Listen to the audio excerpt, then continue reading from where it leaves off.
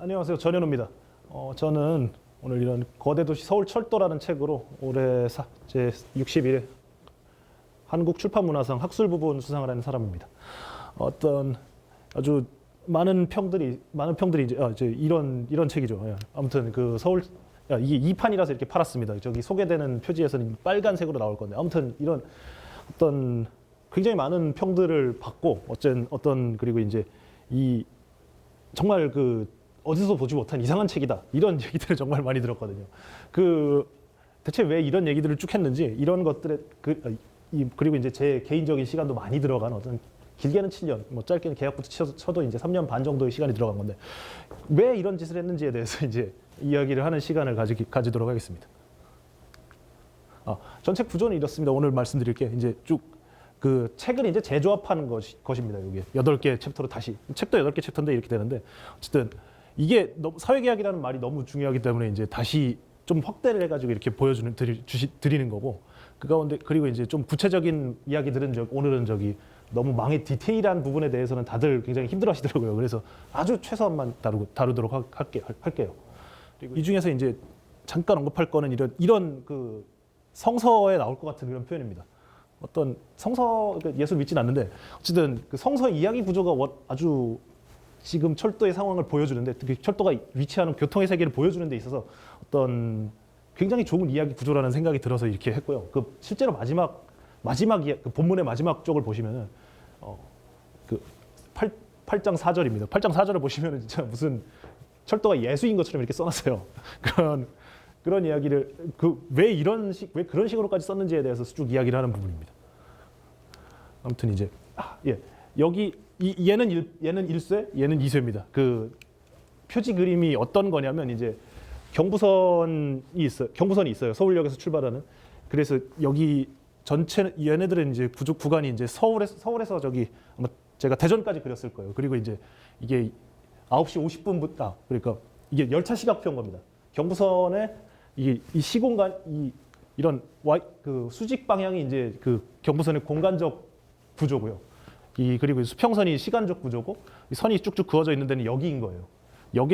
그리고 이제 얘네 그래프가 이제 어떤 곡선이 이제 사선들이 어떤 열차가 어떻게 얼마의 속도로 달리고 있는지를 나타내는 그림인 거죠. 그리고 이제 그 빽빽하게 붙어 있으면 그만큼 열차들이 막 붙어서 달린다는 거고, 그리고 이제 넓어지면 당연히 열차들이 간격이 넓게 하고 다닌다는 거겠죠. 그리고 이제 이렇게 사선이 아니라 이제 X축이랑 평행한 방향식으로 이제 사선이 그어져 있으면 이제 열차가 서 있다는 얘기예요. 그리고 이제 요런 지점 같은 경우는 열차가 이제 서 있는 열차를 옆에 두고 이제 열차가 추월하는 그런 장면인 거죠. 그러니까 뭐랄까 이런 시각표가 일단은 실제로 책에 실려 있어요. 그 마지막 부록 3이었을 거예요. 부록 3에 실려 있는 그래프를 이제 표지를 어떻게 할지에 대해서 이야기를 하다가 디자이너가 고른 거고, 편집자 및 디자이너가. 그리고 이제 이런 것도 있는데 비닐 표지에 이렇게 책을 씌워놓은 건데, 그러니까 그 표지의 이제 종이 부분은 좌표 평면 부분은 이제 실제로 그냥 주어져 있는 시간과 공간에 이고 그 위를 열차가 어떤 시각표를 작성한 거를 딱 덮어 씌운다 이런 종류의 느낌으로 작성을 한 거죠. 그래서 이제 비닐과 이렇게 여기 측면 쪽을 보시면은 이 책의 측면 측에 사철 누드 제본이라 가지고 글씨를 못 쓰거든요. 원래는 여기에 책 제목을 새기기 위해서 비닐을 고르기로 했는데 어떤 열차 시각표가 가지는 구조를 나타낸 하나의 어떤 작품이 되기도 했어요.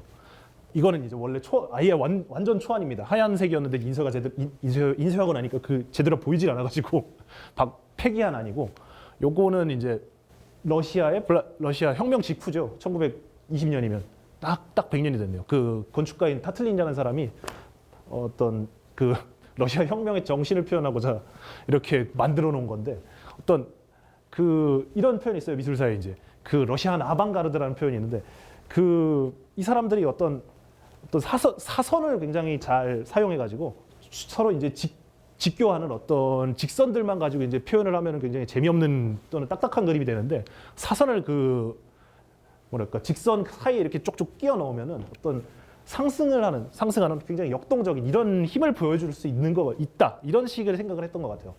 이걸 그리고 이제 이 혁명 직후니까 이런 혁명의 에너지와 어떤 미래의 발전 이런 것을 표현하기 위해서 이제 사설을 적극적으로 활용한 그런 작품이 하나 보였고 이런 작품들을 찾아보다 보니까 이렇게 열차 시각표를 시각화한 이 열차 시각표가 굉장히 어떤 그 역동성, 힘, 어떤 변화 이런 것들을 보여주는 어떤 하나의 그런 그 시각적 효과까지 내릴 수 있겠더라고요.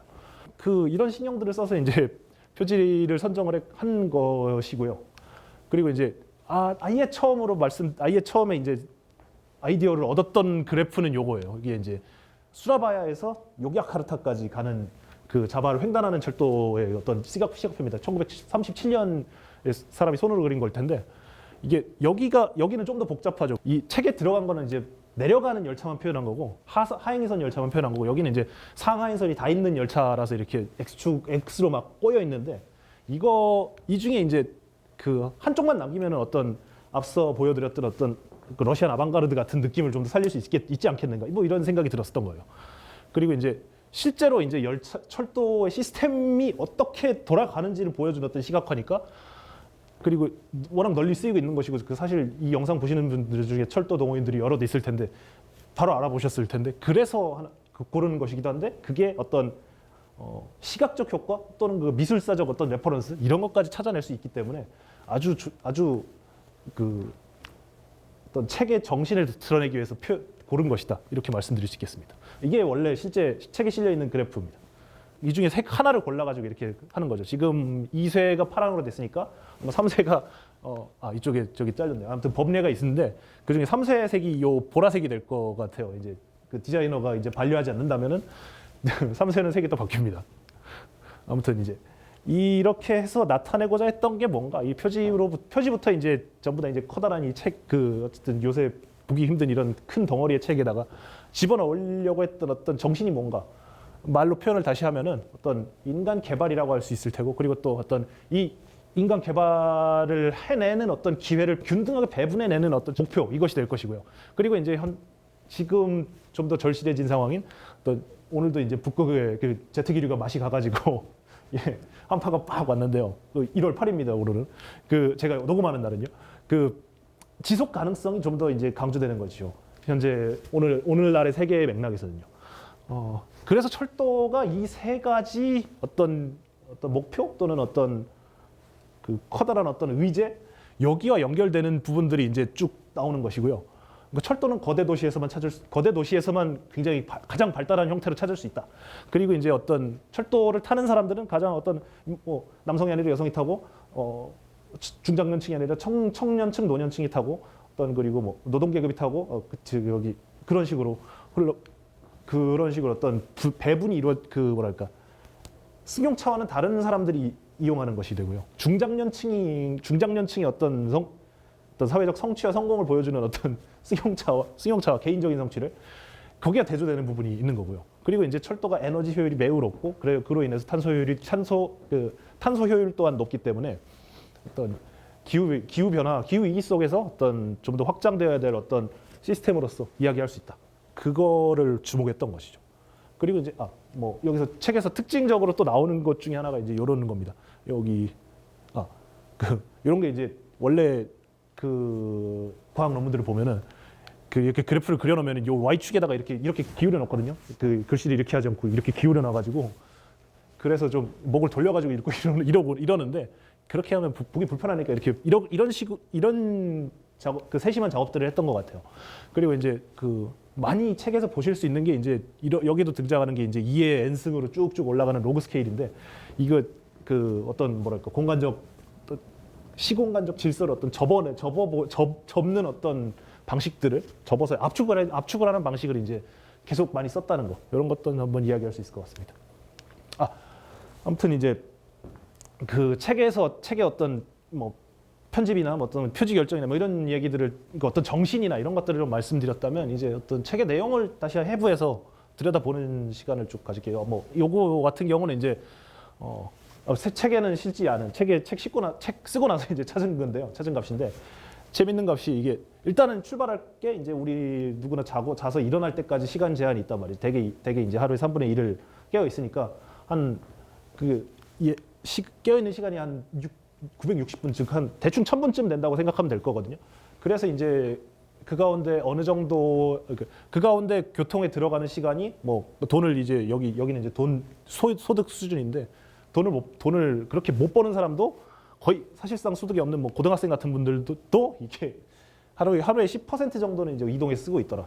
돈을 벌면은 더 그 값이 뭐 돈에 비례하진 않지만 더 팍 올라간다. 이런 거면은 사실 이런 느낌인 거예요. 이동이라는 게 정말 필수적이고 어떤 사실 이게 움직이기 싫다는 말을 늘 많은 사람들이 입에 달고 살지만 실제로는 어떤 뭐 일상에서 꼭 빠지지 않는, 그리고 이제 하루의 삶 중에서 어떤 10에서 20% 사이는 이제 점유하고 있는 이런 존재라는 거고. 그런데 그에 비해서 사실 책을 찾아보면 뭐 아무튼 어떤 지식의 장을 찾아보든 이게 어떤 뭐가 없는 거예요. 제 마음에 드는 어떤 설명이든 뭐 이런 것들이 충분하지 않은 거죠.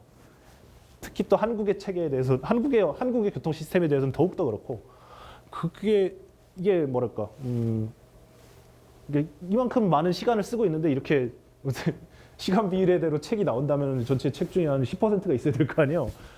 그렇지 않다는 게 좀 뭐 이상했던 거예요. 일단 시작은.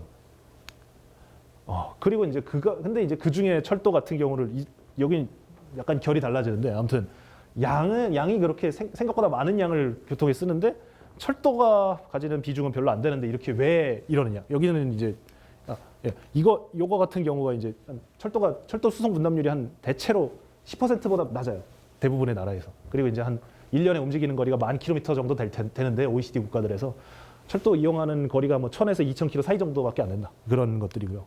그리고 이제 그래서 이제 이야기가 시작되는 거는 이제 철도라는 게 어떤 다른 수단, 교통수단이라는 건 언제나 이제 어딘가로 이동하고 어떤 속도를 내는 것이니까 그 속도를 가지고 좀 쭉쭉 비교를 하자, 이런 아이디어였고, 그리고 이제 다른 교통수단들과의 사이에서 어떤 철도의 저기를 딱 짚어보자, 이런 아이디어 속에서 그려낸 그림이 이것인데요. 일단 시작은 이제 그리고 이제 이 그림 속에서 재밌는 건 어떤 교통수단들이 속도에 따라서 이제 어떤 질서를 가지고 쭉 배열이 된다는 거예요. 전혀 그리기 전에 전혀 몰랐던 건데, 저도 어떤 걷는 데는 4km, 걷는 데 들어가는 속도는 4km, 그리고 이제 쭉 올라가면은 콩코드라는 옛날에 초음속 비행기가 있거든요. 2000년쯤에 문 닫은. 요거 같은 경우가 이에 11승 km/h가 나옵니다. 한 시간에 대략 2000km로 가는. 요게 이제 이의 n승들 값인 거잖아요. 그러면 이제 이 줄마다 각각 이제 자리를 차지하고 있는 교통수단이 쭉 있더라는 거예요. 그리고 이제 이 가운데 철도가 이제 지하철이나 이런 조금 느린 트램부터 어떤 이런 지열차는 중국 쪽의 고속열차 중에 빠른 열차 이름입니다. 걔네들 사이에 어떤 게 5개 층에서 철도가 발견되더라. 이런 게 시작이었습니다. 그리고 이제 여기가 어떻게 이루어지는지 뭐랄까 이게 여기랑 결합해 볼 수 있었던 값이 어떤 물리학자인 체자리 마르체티가 이제 재밌는 제안을 하는 건데, 이게 여기는 이제 인류학적 불변량이라는 표현이거든요. 이게 교통 행동에 있어서 인류학적으로 변하지 않는 어떤 양을 찾아보자. 실제로 털어봤더니 이제 이렇게 표현을 하는 거예요. 이 양반이 이제 자기들이 교도소에 있는 죄수들의 행동을 체크해봤더니 하루에 적어도 1시간 움직인다. 우리가 더욱더 절감하게 되는 게 이 코로나 때문에 다들 갇혀 계신데, 이때 갇혀 있을 때 굉장히 다들 깝깝하단 말이에요. 그리고 이제 그 깝깝함이 마르체티 질문 이런 식으로 생각하면 되는데, 그 갑갑함이 풀릴 때까지, 피곤할 때까지 이제 움직이면 어느 정도가 될까? 그거를 체크해보자 이거였는데, 그게 대략 30분 정도 되는 것 같다. 죄송합니다. 1시간 정도 되는 것 같다, 하루에. 그리고 이제 대개 왔다가 집으로 다시 어떤 목적지에 갔다가 다시 집으로 돌아오는 것이 하루의 통행 패턴이니까, 이 편도 시간이라면 30분 정도가 될 것이다. 그리고 이게 사람들이 모여 사는 도시의 구조에도 영향을 끼칠 것이다, 이 값이. 이런 예측을 하는 겁니다. 추측을 하는 겁니다. 그리고 이제 보여주는 게 이런 베를린의 그림인 거예요. 요게 이제 각각의 교통수단들이고, 각각의 시대별로 19세기부터 도보부터 이제 자동차까지 이 도시 속의 도시의 크기 또는 도시의 구조를 설명하는데, 사람들의 머릿속에 있는 어떤 이 정도까지면 움직일 수 있지, 내가 덜 피곤하지 않게. 이 정도는 움직여줘야 이제 좀 살아가면 사는 것 같지. 이런 머릿속의 생각이 영향을 끼치는 것 같다. 이런 쪽인 거죠. 실제로 마르체티 추측이 너무 흥미로워서 실제로 서울에 적용해봤더니 진짜로 쭉 나온다. 가령 도보시대의 서울의 크기는 대략 그 저기잖아요. 우리 서울 도성의 크기잖아요. 근데 서울 도성의 크기 재면은 이제 서대문에서 동대문까지의 거리일 텐데 예, 이게 3.3km 정도 돼요. 그러면 이제 대략 1시간 정도 걸리는 거리죠. 걸어서. 거기 지형 때문에 조금 쪼그라들었다. 뭐 이 정도로 해석하면 될 거고요. 서울의 개발사를 따라서 쭉 나오는 어떤 값들이 다 마르체티의 어떤 30분으로 가는 30분 내에 갈 수 있는 어떤 뭐랄까 거리들과 일치하는 것 같고, 그리고 이제 여기에 더해서 이 뭐랄까 30분 내로 가는 틀들의 그 교통수단들의 어떤 뭐랄까 거리가 이의 n승 요 지수적 규칙을 따르고 있는 것 같더라. 이런 추측을 저도 아마 덧보태게 된 것 같아요. 그리고 이제 여기 이 추측에다가 더해지는 게 이런 굉장히 어떤 무슨 옛날에 배우셨을 저기 피타고라스 정리 같은 이상한 것들이 나와 있는 건데, 핵심은 이거예요. 여기 이 이런 중심지 이론이라는 표현이 있는데 지리학을 찾아보면 여기는 어떤 공간이 있고, 이 공간 속에 어떤 사람들이 살고 있고, 이 사람들한테 어떤 균등하게 서비스를 제공해 주려면 어떻게 중심지들이 배치되어야 되느냐, 쭉 공간을 채우려면 어떤 구조를 중심지들이 갖추고 있어야 되느냐, 이런 얘기인데, 이걸 등장하는 이게 재밌었던 거는 이제 앞서는 저기 2의 n승이라는 값을 했잖아요. 근데 이제 여기는 다른 완전 독립적인 값을 보여주는 거예요. 그러면 이제 이 독립적인 값이 어떤 이런 아이디어까지인데, 어떤 교통수단이라는 그 철도를 생각하시면은 어떤 철도가 이제 열차가 어떤 정차 역간 거리가 굉장히 짧아지면 짧아질수록 이제 당연히 속도가 줄어드는데, 그 속도가 줄어드는 정도가 어떤 역간 거리가 좁아지는 거에 비해서 훨씬 더 뭐랄까 이게 관계가 헷갈리네. 아무튼 역간 거리가 어떤 역간 거리가 어떤 속도의 증가 폭에 비해서 더 빠르게 늘어난다. 그러니까 역간 거리랑 속도랑 이제 따로 놀아가지고 어떤 중심지들 사이에 도시들 사이에 어떤 빈틈이 뚝뚝 생겨난다. 이런 것들이 지금 출발점이 되는 아이디어였던 거예요. 그리고 이제 그 빈 교통망이 어떤 전체적으로 쭉 차 있어가지고 어떤 서울이 이제 전부 다 이제 쭉 어떤 뭐랄까 중심지가 존재하지 않고 어떤 균등하게 이제 사람들과 어떤 활동들과 서비스가 이렇게 쭉 퍼져 있지 않고 어떤 점에 이렇게 떡딱 모여 있는 게 너무 신기한 것이었고, 이걸 설명하려면 어떤 교통수단들의 어떤 속도들의 얽힌 질서 말고 그거에 독립된 질서가 필요했던 차에 이렇게 책을 찾다가 이제 크리스탈로 값을 찾게 된 거죠. 그걸 더해서 이제 어떤 이 책의 초두에서 제 책의 초두에서 이제 들어가는 어떤 큰 이야기입니다. 그 어떤 교통수단들의 질서를 보여주는 하나의 그림인 건데, 이거는 이제 하나의 어떤 제가 2년 전쯤에 그린 어떤 그림인 건데, 3년 됐네요. 아무튼 이거를 처음 편집자 박할성 편집장한테 줬을 때 출판사에 줬을 때 정말 아주 이런 거를 알아볼 수 없는 걸 줘서 이제 왜 이런 나에게 고통을 주는가 이런 반응을 얻었던 것 같은데요. 아무튼 여기 한 장으로 이제 제가 생각했던 아이디어들과 어떤 교통수단들의 속도 차이, 그리고 여러 교통수단들, 그리고 이제 교통수단들이 관찰되는 어떤 특정한 시간과 거리, 구간, 요거를 이제 딱 잘라놓은 게 이런 그림이에요. 아무튼 이제 이거는 이게 알아볼 수는 그 사진도 찍어주시는 거 보니까 이제 굉장히 인상적이긴 한 것 같네요. 아무튼 이게 실제로 책에 실린 건 이제 다 이제 부분적으로 쪼개서 들어가는 거죠. 어떤 아이디어인가? 여기는 이제 이게 위쪽에 이제 어떤 뭐랄까 이게 일단 여기 그 회색 곡선들이 이제 교통수단들의 어떤 그 특정한 특정한 공간을 주파하는 그런 모습인 거예요. 그 주파할 때 나오는 어떤 속도인 거예요. 그러니까 얘는 자동차니까 가령 이제 서울 강동에서 그 김포공항까지 간다 이러면 이제 한 30km쯤 되잖아요. 그때 이제 한 전체 평균 속도가 대충 1시간 걸리잖아요. 그러면 그때 차가 안 밀렸을 때 그때 이제 한 30km 정도가 30km 가는데 30km 정도가 걸린다. 뭐 이런 정도의 그 값들이 쭉쭉 나오는 걸 이제 연결한 것이고, 얘는 고속철도를 똑같이 한 거고, 얘는 비행기를 똑같이 한 거고요. 얘네들이 근데 비슷한 기울기를 갖고 있는 거예요. 그래갖고 이제 생각해 보니까 이제 그리고 이게 기울기를 설명할 수 있는 하나의 재밌는 두 가지 사실들이 떠오른 거죠. 이게 어떤 자동차가 됐든 간에 이제 그 추돌하면 끝이잖아요. 그러면 이제 벽을 갖다 박으면 못 간단 말이에요. 그러면 이제 그리고 이제 비행기도 이제 어떤 공기 저항 항력의 어떤 조건 하에서 이제 날아다니는 거고 뭐 다른 모든 수단이 똑같은 거죠. 공기든 뭐 어떤 주변의 장벽이든 이런 어떤 속도를 못 내게 하는 어떤 주변의 물리적 장벽이라는 게 존재한다. 즉 교통수단이라는 건 어떤 일종의 물리적 사실이기도 하다. 이것이고 또 하나가 어떤 이쪽 아래쪽에 있는 까만 뭐랄까 파선인데 이거 같은 경우는 이제 이 밑에 자전거를 일부러 표시한 거예요. 여기 얘를 뚫고 지나가게 하려고. 그러니까 이명박 시절을 생각해 보시면 이제 그때 우리 이명박 대통령이 이제 우리 자전거를 깔아서 친환경 그 레저를 즐기자 이런 식으로 했었는데 사람들이 다 이렇게 비웃었죠. 이제 그때 서울에서 부산까지 누가 자전거 타고 가냐 이렇게 하면서 그게 그 직관이 이제 보여주는 어떤 직관을 다 표현한 거예요. 그러니까 너무 느려갖고 너무 느려가지고 이거 나는 선택하지 않겠어 이런 정도의 이런 생각을 하는 어떤 한계선인 거죠. 여기는 이 아래쪽에서는. 그래서 어떤 뭐랄까 심리적 어떤 경제적인 현상이기도 하다는 거 교통이 이런 두 가지 성격을 모두 보여주는 것이기도 하다. 이 그림이 이렇게 말씀드릴 수 있습니다.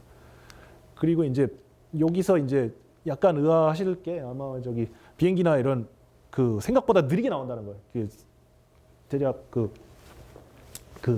서울에서 부산까지, 서울에서 김포에서 김해까지 날아가는 시간 자체는 이제 한 40분 정도는 날아갈 거거든요. 근데 여기서 이제 시간을 체크해 보시면 비행기가 그거보다 훨씬 더 느리게 나올 거예요. 이렇게 왜 그렇게 했냐면 이제 항공기 같은 경우든 철도도 마찬가지고 어떤 공항이나 역까지 움직여 가야 되는 시간이 있고 거기서 이제 못 움직이고 이렇게 기다리고 있어야 되는 그런 시간이 있고 이러니까 어떤 아무튼 저기 원하는 이동을 못 하고 있는 그런 시간들이 꼭 생기다 보니까 어떤 이거를 감안해야만 이제 다른 교통 특히 이제 이수간이 굉장히 적은 승용차랑 경쟁을 표현할 수 있는 평가할 수 있는 거고요. 그거를 어떤 뭐 마찰 시간이라고 표현을 해가지고 그 교통은 물리적 현상이기도 하니까 그래서 이제 그 마찰 시간을 먹여가지고 이제 곡선을 끌어내리는 거죠. 그러면 이제 그 승용차랑 어떻게 붙는지 설명할 수 있는 그런 그림이 나오는 것이었습니다.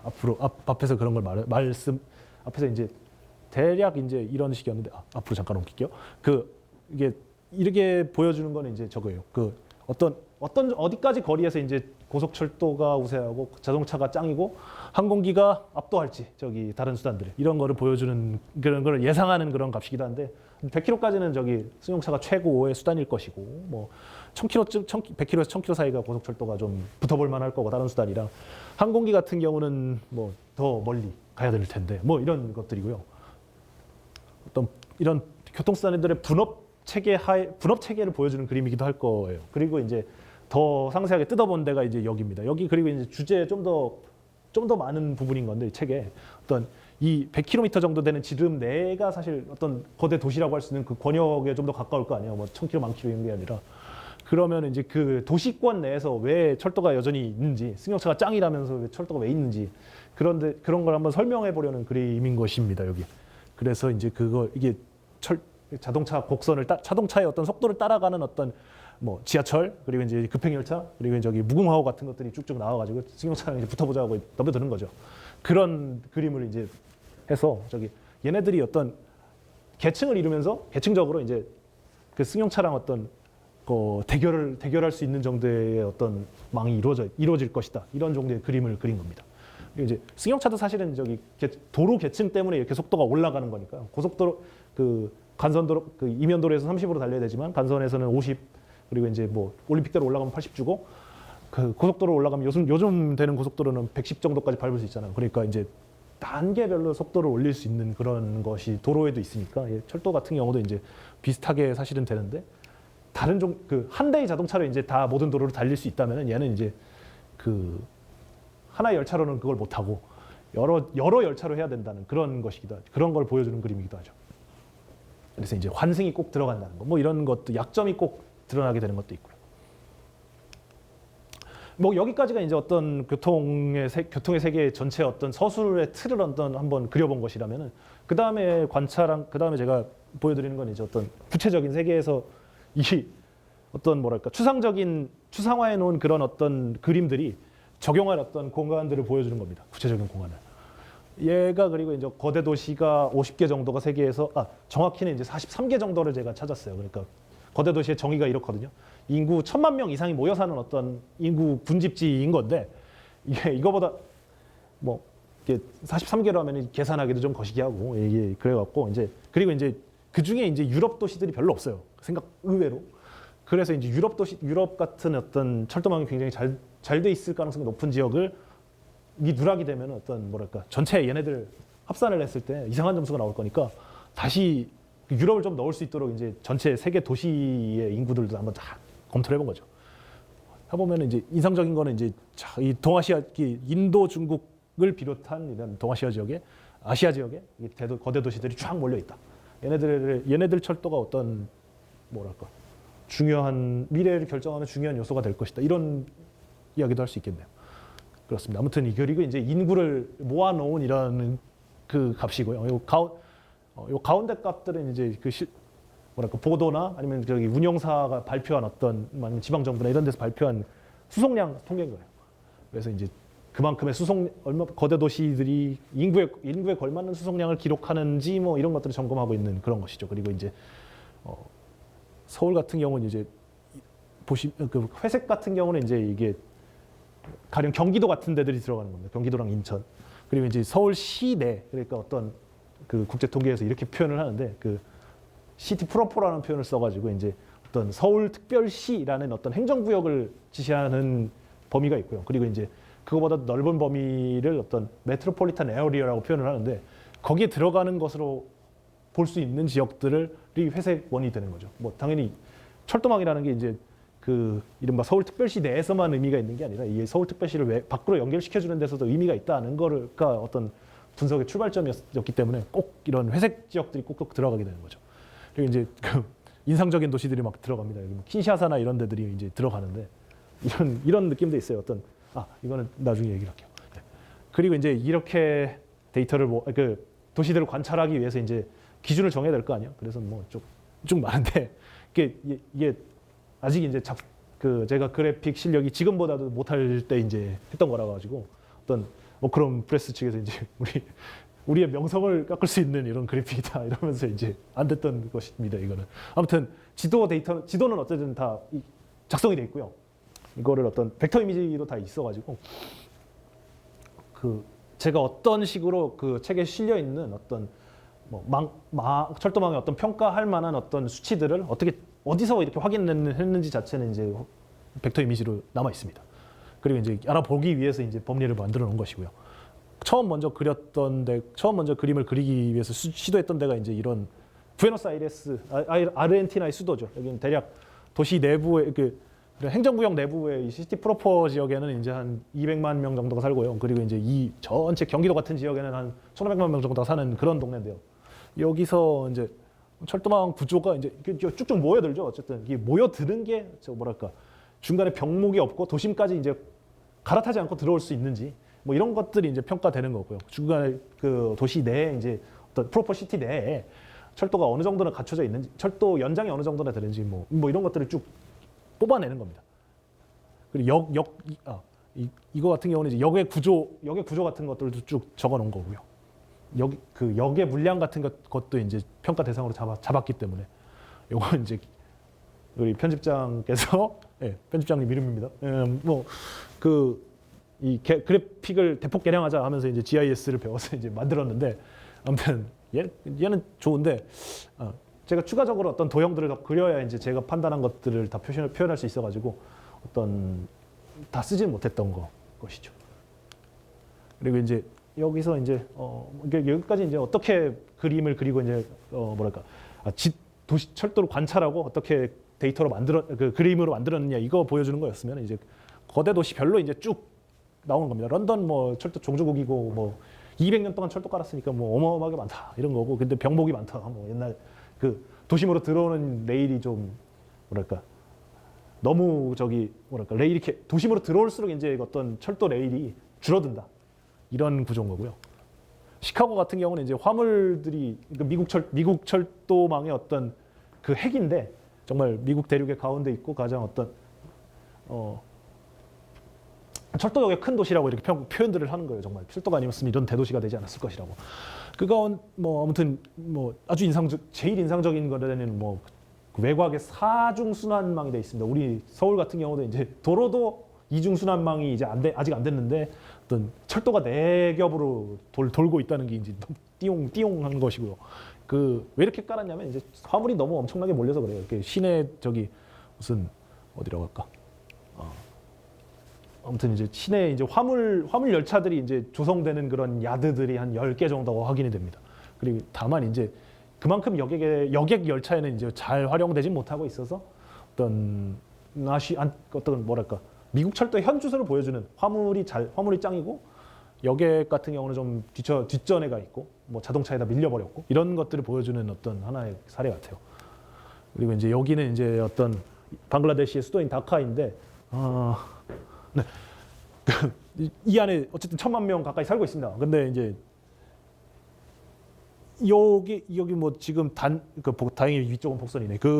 철도 딱 하나가 있는 거고 이 1,000만 명이 여기에 의존해서 살고 있으니까 가령 이런 그림이 가끔 나오는 거죠. 이게 그 명절이 되면 이렇게 기관차에 매달려 가지고 이렇게 가시는 분들 있잖아요. 인도 그 떠무잡잡한 분들이 이렇게 매달려. 그게 다카에서 주로 나오는 광경인 걸로 알고 있습니다. 뭐랄까 인구가 요구하는 어떤 수송량을 따라가지 못하는 어떤 매우 빈약한 망의 한 사례인 거죠. 제3세계 거대 도시들에서 볼 수 있는. 그리고 이제 등장하는 건 이제 우리가 남을 그렇게 혀찰 때가 아니다. 이게 부산인데요.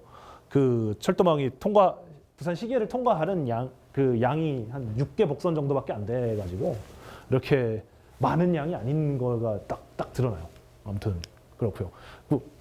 아까 앞서 보여드렸던 것들이 이제 50개 도시마다 이제 다 관찰을 한 다음에 얘들을 하나의 종합하는 이런 것들입니다. 다 체크를 해서 그 개별로 이제 비교를 하고 그 다음에 이 개별 점수별로 비교를 한 것을 합산한 하나의 뭐 일관된 방식으로 합산한 그런 것이죠. 물론 이제 이거가 정말 처음 시도하는 것이고 어디서 찾지 못하는 것이고 이런 거니까 이제 당연히 변경될 수 있고 더 많은 유사한 작업들이 이루어져가지고 어떤 교차 검증이 되어야겠으나 어떤 이렇게 표현할 수 있을 것 같은데 일종의 그 철도 구축이라는 어떤 하나의 수업을 들은 학생들인 거죠. 이 각각의 거대 도시들이. 그래서 50명짜리 수강생들이 모여갖고 이제 성적표 받는 거예요. 지금 이게 제가 교수고 그래갖고 교수는 아닙니다만 아무튼 저기 교수여가지고 이제 학점 쫙 주는데 이게 원래 그렇잖아요. 학점이라는 게 저기 퍼센트로 주잖아. 그래갖고 이제 그 A 학점 받은 데들은 이렇게 앞에 12 도쿄에서 마드리드까지 12 A 학점 그리고 이제 B 학점 이렇게 주고 그다음에 C 학점 주고 D 학점 주고 얘들은 철도가 너무 처참하니까 이제 F 이렇게 준 그 정도 느낌으로 이제 이름을 적어 놓은 거예요, 여기는. 그 가운데 이제 서울이 등장하는 데가 이제 이쪽인데 B 학점 중에 이제 뒤쪽 쪽인 거예요. 그러니까 B 마이너스 학점쯤 되는 거죠. 그리고 부산이 나오는데 이제 C 받았습니다. 재수강 해야 됩니다. 이런 느낌으로 이제 이 값을 뭐랄까 이 값이 결과를 이해하시면 될 것 같아요. 그러니까 다른 방식이 나오면은 좀 이게 출입이 있긴 할 건데 A, B, C, D, F가 바뀌지는 않을 것 같다. 그 정도 말씀드릴 수 있을 것 같습니다. 그리고 이제 이 지수가 따로 노는 지수가 아니라 다른 어떤 도시들의 발전 상황 또는 어떤 여기 이 도시에 사는 사람들이 정말 잘난 좋은 삶을 살고 있는지 어떤 뛰어난 역량을 가지고 있는 삶을 살고 있는지 이걸 점검해 볼 수 있는 어떤 다른 값들이랑 철도 개발 지수를 대조를 해본 결과인 건데요. 여기 2개만 나왔습니다만 아무튼 인간 개발 지수라는 게 이제 철도 개발 지수라는 표현이 이제 인간 개발 지수에서 온 거예요. 아마르티아 센이라는 인도 출신의 경제학자가 만든 말이어가지고 좋아해서 제가 넣었습니다. 비교를 해보면 이제 인간 개발 지수가 높은 데가 철도 개발 지수도 높다. R 제곱 값도 생각보다는 높다. 그리고 그러니까 X축이랑 Y축의 값이 생각보다 관련성이 있다. 이렇게 나오고요. 그러니까 인간 개발 지수에 들어가는 건 이제 교육 수준이랑 보건 수준 그리고 이제 소득이거든요. 얘네들이랑 철도랑 관련성이 있는 것 같다. 이렇게 나오는 거고 여기는 특허입니다. 그러니까 특허는 이제 연구 개발의 어떤 결과물이고 이걸 상업화하겠다는 어떤 그런 것이기도 하니까 어떤 얼마나 똑똑한지 얼마나 똑똑하고 그 똑똑해서 똑똑한 걸로 돈을 잘 벌려고 노력을 하는지 이걸 보여줄 수 있는 지수인 건데 서울이 정말 잘 나긴 했어요. 근데 철도 같은 경우는 이제 좀 중간 정도밖에 안 되니까 다른 데 뭐랄까 철도가 좋은 다른 도시에 비해서는 이제 똑똑하기만 한 거죠. 그러니까 철도가 좋아서 그렇다고 하긴 어려운 도시가 되는 거고요. 아무튼 여기도 이제 특허 건수 같은 경우도 어떤 철도 개발 지수랑 상관성은 있는 것 같다. 더 찾아볼 만한 어떤 가치가 있다. 이렇게 말씀드릴 수 있습니다. 여기까지가 이제 거대 도시 이야기였다면 어떤 좀 더 전 세계 거대 도시를 관찰해서 이 거대 도시들의 어떤 거대 도시들을 비교하고 어떤 전 세계 거대 도시에 펼쳐져 있는 철도망의 개발 상태를 어떤 평가하는 틀을 만드는 작업이었다면 여기부터는 이제 어떤 실제로 이제 서울에 펼쳐지는 구체적인 망을 한번 뜯어보는 그런 작업이 이루어져 있는데요. 요거는 이제 여기는 저기 KTX가 다니는 복선이라고 생각하시면 됩니다. 그 여기가 이제 여기서 이제 KTX가 전용선으로 빠져나가고요. 여기서부터는 이제 이렇게 빽빽하잖아요, 훨씬 더. 이때 여기부터는 이제 다 무궁화호, 새마을, 화물열차 다 복선 하나로 다니는 거예요. 그래서 이제 사실 가장 눈에 띄는 거는 요거였고 사실은 뭐 이 책의 출발점 가운데 하나가 이 경부 일선의 병목이었다고 보셔도 되는 건데 그래서 여기 책에 뭐 굉장히 경부선에 대해서 그 뭐랄까 기술적으로 말이 안 될 것 같은 이야기라고는 평까지 듣는 이런 데들이 들어가 있는데요. 아무튼 그게 여기 아무튼 이제 이 병목이라는 거 가지고 이제 이런 논란이 있었던 거예요. 그래서 그 철도 그러니까 원래 계산했던 것보다 열차가 더 들어가고 있거든요. 여기서. 그래가지고 이제 우리 늘 등장하는 어떤 재정 당국의 어떤 혼란이 등장을 합니다. 그러니까 철도라는 게 철도에 열차 넣을 수 있는 양이 어떤 마음대로 막 넣을 수 있는 거 아니냐. 그러니까 서울 시내 선로 같은 거 그냥 그렇게 열차가 많이 막 빠글빠글 다니고 있어도 그리고 이제 그것 때문에 지연이 되고 뭐 지금같이 눈까지 오면 이제 완전히 제대로 이제 시간표를 지킬 수조차 없는 그런 건데 그런 상황임에도 이제 어떤 열차 계속 늘어나고 있으니까 그러니까 그 늘어나는 걸 보고 이제 재정 당국에서 이제 선로 용량 같은 거는 저기 고무줄 같은 거에 불과하니까 우리 돈 안 줘도 되는 거 아니야? 이런 얘기들을 한 적이 있어요. 그 철도 저널에 이렇게 실려 있습니다. 표현 자체가. 그래서 뭐 공학자들은 분노를 했을 텐데 저도 이제 이 XX들을 이러면서 이제 시작을 한 것이죠. 이런 구체적인 망을 뜯어보는 작업을. 그러니까 철도망이 머릿속에 없는 분들을 위해서 이제 그림을 그려놓은 것입니다. 요거는. 그러니까 우리 한국철도의 전국 연결, 즉 이제 고속철도망 및 새마을 무궁화가 어떤 구조로 이루어져 있는지에 대한 어떤 그림이고요. 얘네들이 뭐 실제 그림이라는 걸 아실 거고 여기 열차 횟수를 이제 모아놓은 건데, 그러니까 이렇게 모여서 아주 굵은 저기가 이게 뭐랄까 뭐 비유하자면 대동맥처럼 이렇게 신장으로 몰려드는 대동맥처럼 그런 데가 이렇게 두 군데인 거죠. 경부 그 평택에서 오송까지 그리고 이제 여기 서울 시내 경부선 구간 여기가 이제 뚫리지 않으면 이제 뭐 우리가 열차를 현재보다 더 늘릴 수 없는 것입니다. 그러니까 지금 코로나 19 덕에 이제 열차 수송량이 많이 줄어가지고 이제 감이 좀 덜한데 그 작년까지만 해도 이제 GDP보다 그 열차 승객 증가율이 훨씬 더 높았거든요. 그러니까 이런 거예요. 저기 우리가 소득이 높아지면은 사실은 그만큼 이동이 늘어나는 면이 분명히 있고 그것 때문에 사실 그 인구가 어느 정도 감소를 하더라도 사실은 교통 수요가 어느 정도까지는 더 늘 거란 말이에요. 그때 이제 그리고 이제 그 마지막에 나오는 이제 우리 최후의 저기 뭐랄까 그 게임 체인저인 어떤 기후 변화까지 생각하면은 철도망이 이렇게 병목을 내버려 더 갖고는 제대로 안 될 것이다. 이런 아이디어였던 거고요. 그리고 요거 같은 경우는 이제 광역 그 한 스케일 좁혀서 이제 경기도계 내부 표현하고 그 안에 다니는 전철, 그 우리 코레일의 전철이라고 생각하시면 됩니다. 그리고 이제 약간의 사업자들이 몇 개 더 있는데 그냥 그 코레일에 비하면 매우 작은 규모이기 때문에 여기서는 신경 안 쓴다고. 광역망에서도 이제 어떤 문제가 있는지 점검을 하는 그런 부분인데, 뭐랄까 여기는 이제 이렇게 표현해 놓은 게, 그러니까 신도시들에서 늘 이렇잖아요. 그 통근이 오래 걸린다. 신도시가 언제나 20년 동안 30년 가까이 그 문제였단 말이에요. 그거를 줄여주기 위해서는 결국 그리고 이제 그것 때문에 이제 사람들이 대중교통을 타지 않고 고속도로를 이용하는 승용차를 이용하게 되는데 그걸 줄이기 위해서는 급행열차가 들어가야 되는데 그게 부족하다는 걸 보여주는 어떤 하나의 그 의도도 있는 거죠. 여기는 열차들이 그러니까 여기 이 파선들이 급행열차들인 거고요. 대부분의 노선이 없는 거죠. 완행만 그냥 주구장창 다니고 있는 거예요. 뭐 현재 제가 어떤 서울 시내 망을 평가했던 그림인 거고 앞서 거대 도시들 50개 거대 도시들과 똑같은 방식으로요. 여기서는 어떤 기억하실 만한 부분이 이제 금천구청에서 KTX랑 경부선이 모여드는 병목, 그리고 이제 구로역에서 경인선 경부선이 합류하는 병목, 그리고 이제 여기서 경춘선이랑 중앙선이 합류하는 그러니까 춘천 가는 ITX랑 원주 강릉 가는 KTX가 합류하는 그 지점 상봉역이라고 합니다. 그 지점이고 그리고 이제 여기 같은 경우는 이제 수서역에서 끊겨가지고 우리 사람들이 많이 일하고 있는 그 강남 지역까지 들어가지 못하는 그런 상황. 뭐 이런 것들이 이제 중요하게 적어놓은 서울의 병목이라고 할 수 있는 부분이에요. 그리고 이제 요거 같은 경우가 이제 이런데도 이제 그 본문 중에 이런 얘기들도 있는 건데 이게 여기는 이제 서울 지역의 철도망이 왜 이렇게밖에 생길 수 없는지에 대해서 어떤 짚은 부분인데 이게 지도 자체는 이제 1914년도 지도인 거예요. 철도망이 제대로 없는 옛날 지도여가지고 이렇게 넣은 거고 철도망이 없고 하천이 제대로 표시돼 있어가지고 하천 표시를 이용하려고 넣은 건데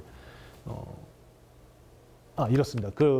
많은 서울 지역 철도망에 대한 사람들의 여러 이야기들이 사실 이 지역 문제에 대해서 다른 지역도 똑같은데 지역 문제에 대해서 사실 제대로 검토를 하는 경우를 별로 찾을 수가 없어요. 사실 그리고 이제 가령 이제 서울역 지하화를 하자는 것을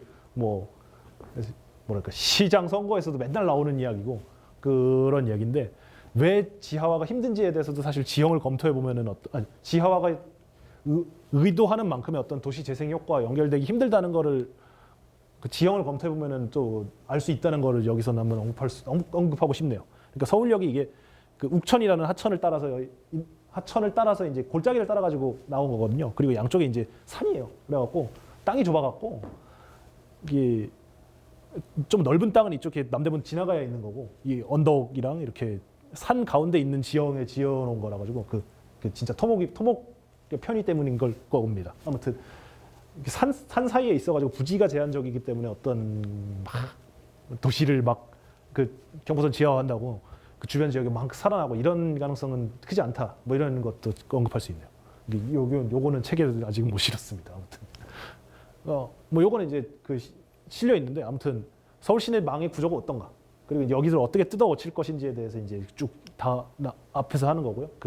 방금 앞에 거는 이제 경부선 쪽의 이야기면 이쪽이 서울 동쪽에 청량리부터 망우 쪽에 있는 구간을 말하는 거고요. 여기서 잠깐 땅을 쳤던 구간이 하나 나오네요. 여기 신도시 하면서 이제 철도를 실제로 또 땅에 묻은 데가 있어요. 근데 여기서는 전철을 늘려달라고 막 요구를 하죠. 이게 선로 용량이 없는데 전철을 어떻게 늘려? 선로 용량을 늘리려면 그리고 이걸 하지 않고 하기 전에 이복선을 만들어 놓고 이렇게 했어야 되는데 그냥 가서 보니까 복선만 그냥 떨렁 통과하는 공간만 있는 거예요. 깝깝한 사람들이 많아갖고 이제 철도망 제대로 생각 못하고 이렇게 대충 사업하고 있다 이런 거 보여줄 수 있는 지점인 거죠. 여기는 춘천 기차로 갔다 오시면은 나오는 부분인데 딱 느낌이 오는 부분인데 이 망우역 가끔 청량리 진입하기 전에 서행하는 구간이 있는데 바로 그게 이 배선이 이루어져 있는 그쪽이거든요. 그리고 서행하는 이유가 이제 이렇게 원래 본선도 아닌 이상한 선로를 쓰고 있는 데다가 이 마주오는 강릉 가는 KTX랑 강릉 가는 KTX랑 청량리로 올라가는 RTX 청춘이랑 같은 선로를 쓰는 거예요. 그래갖고 이제 마주보고 있는 겁니다. 마주보고 같은 선로로 가는 겁니다. 복선으로 해놨는데 옛날 단선 같은 모습이 나오는 그런 지점인 거죠. 이 깝깝한 이런 정말 뭐랄까 되는 대로 이제 덧붙여 놓은 그런 망인 거죠. 서울의 망이. 그리고 이제 이게 추가적으로 계속 망이 더해지고 있는데 얘네들이 어떤 가령 이제 이런 쪽이 저기거든요. 화성이랑 화성평택, 당진, 홍성 이렇게 가는 서해안 지역에 서해선인데 얘네들이 어떤 서울로 제대로 들어갈 만한 계획이 지금 명확히 드러나 있지 않아요. 그러니까 철도를 지었는데 어떤 소사역에서 갈아타서 서울로 들어가야 되는 그런 겁니다. 서서역이 어디신지는 부천이나 인천 사람들만 알 것 같은데 뭐 그런 거예요. 그 정도로 이렇게 대충 지어놓은 거죠. 그 그리고 이제 요거는 이제 동남쪽으로 가는 건데 얘는 그러니까 판교에서 저기 여주 쪽으로 빠지는 선로인 거고 여기가 이제는 이제 계획이 어느 정도 구체화됐습니다만은 여기가 여전히 이제 뭐랄까 고속열차라든가 고속열차에다가 어떤 필요한 만큼의 열차가 들어가기에는 여전히 역부족인 그런 상태의 계획으로 보여요. 그리고 이제 얘네들은 이제 서울을 우회해서 북한으로 연결시켜주는 그렇게 이런 것도 너무 웃긴 거죠. 그 북한 철도, 유라시아 철도 연결에 대해서 진짜 뭐 대통령 이하 모든 그런 그 정치인들이 다 이렇게 우리의 미래가 있다 이러면서 20년째 이러고 있는데 이 실제로 그거를 구성할 물리적인 망은 없는 거예요. 그냥 지도 위로만 떠돌다가 이렇게 특히 서울 이렇게 서해선도 일부인데요. 서해선 같은 경우는 이제 그 화물열차가 제대로 운행하기 힘들게 이제 지하화가 돼 버렸고 그리고 이제 여과 이런 동쪽으로 우회하는 거는 저기 그냥 계획선만 있어가지고 제대로 망 자체가 구축이 안 돼 있는 상태인 거죠. 언제 될지 알 수 없는 거죠. 그러니까 서울을 유라시아 연결을 한다면서 실제 아무것도 안 했다 20년 동안 뭐 실제 현실이 그렇다 이런 것입니다. 그러니까 이제 열을 받는 거고 GTX 같은 경우도 이제 이런 건데요. 그 광역전철의 구조를 개선하기 위해서 GTX를 만든다 이건데 뭐 다 좋아요. 그리고 A선 같은 경우는 이 빨간 게 A선입니다. 저기 동탄에서 일산을 거쳐서 가는. 얘 같은 경우는 지금 우리 영업 지금 하고 있는 수서 평택 고속선을 직접 활용하는 거니까 크게 문제가 없을 텐데 다른 선로 같은 경우는 뭐 가령 C선 같은 경우는 여기 밑에서부터는 이제 경부선이랑 공용을 하고 이 위에서는 경원선이랑 공용을 하고 이러면서 이제 계속 병목을 추가하는 그런 구조가 돼 있는 거고 여기 B선 같은 경우는 이제 인천만 좋은 그러니까 이걸 공급해가지고 어떤 서울 서부 지역의 어떤 철도망이 좀 지금 뭐 난잡하게 얽혀 있는데 그거를 정리하는 그런 느낌이 아니고 어떤 뭔가 난잡하게 얽혀 있는 그거를 하나 추가하는 정도 그 느낌이고요. 게다가 이제 경인선 실제로 예타 보고서에 수요 예측을 해놓은 걸 보면은 경인선이랑 똑같은 역을 쓰는 부평, 신도림 이런 데 같은 경우는 뭐 낮게 나오는 이렇게 정도까지 나와요. 그 신도림역에서 한 4,000명 타는 정도가 나오는 그런. 그러니까 신도림역에서 지금 작년 이용객이 그 환승객을 합치면 40만 뭐 이렇게 얘기를 하는데 GTX B선 신도림역에서 4,000명 이용한다 뭐 이런 수준으로 나온다면은 경인선한테 밀린다는 얘기죠. 어느 정도는. 그러면 뭐 좀 면밀한 계획이 아니라는 느낌을 받을 수가 있어요. 뜯어보면 뜯어볼수록. 그리고 이제 철도를 지하화하겠다는 말까지 이제 많고 서울 같은 경우 이제 또 보궐선거 하는데 거기서도 계속 나올 거거든요. 사실 또 전임 박원순 시장도 그랬고 안철수 후보 때도 이제 다 묻겠다, 다 파묻어 버리겠다 이런 얘기를 했었는데 2016년 맞나요? 18년인가? 아무튼 18년도 지난 선거 때 그때 실제로 뭐 요거 같은 경우는 이제 우리 홍대 옆에 연트럴 파크라는 데입니다. 여기. 근데 이제 뭐 하고 싶어하는 데는 많고 실제로 됐는데 아무튼 이게 여기는 너무 웃긴 데가 이거예요. 그러니까 서울에서 경의선으로 연결되는 부분인 거죠. 용산역에서 정확히는. 그러니까 이제 이른바 유라시아 철도의 그 구성 부분인 건데 거기가 지금 전철만 다니게 되는 그리고 KTX가 전철을 추월할 수도 없는 그런 이상한 구조로 돼 있는 지점인 것이죠. 그리고 이거는 이제 책을 보시면서 하시면 될 것 같고. 아무튼 이제 이런 여러 기준들을 도입해서 실제 서울의 철도망을 어떻게 변화시킬까? 요거에 대해서 쭉 이야기를 하는 부분인 겁니다. 뭐 앞서 처음에 소개했던 어떤 철도망의 분업 구조 같은 것도 감안하고 서울 부근 수도권의 어떤 어떤 도시 구조도 감안하고 뭐 제조업이 더 많은 지역 같은 경우도 감안하고 이런 것들을 다 해서 뭐 이런 망이 나온다. 북한 방면 연결도 있고 수도권 우회하는 게 다른 건 북한 방면을 연결하기 위해서인 거죠 결국. 그리고 이제 그 삼남 지역으로 내려가는 고속열차를 늘리자 이것도 있고 그리고 이제 어떤 철도망이 놓치고 있는 어떤 교통 수요들을 더 많이 잡아오자 이런 것도 추가되는 것이고요. 네. 여기 세종 같은 경우가 띠용인 건데 지금도 고속철도 통과가 안 되고 있잖아요. 고속철도역이 없잖아요.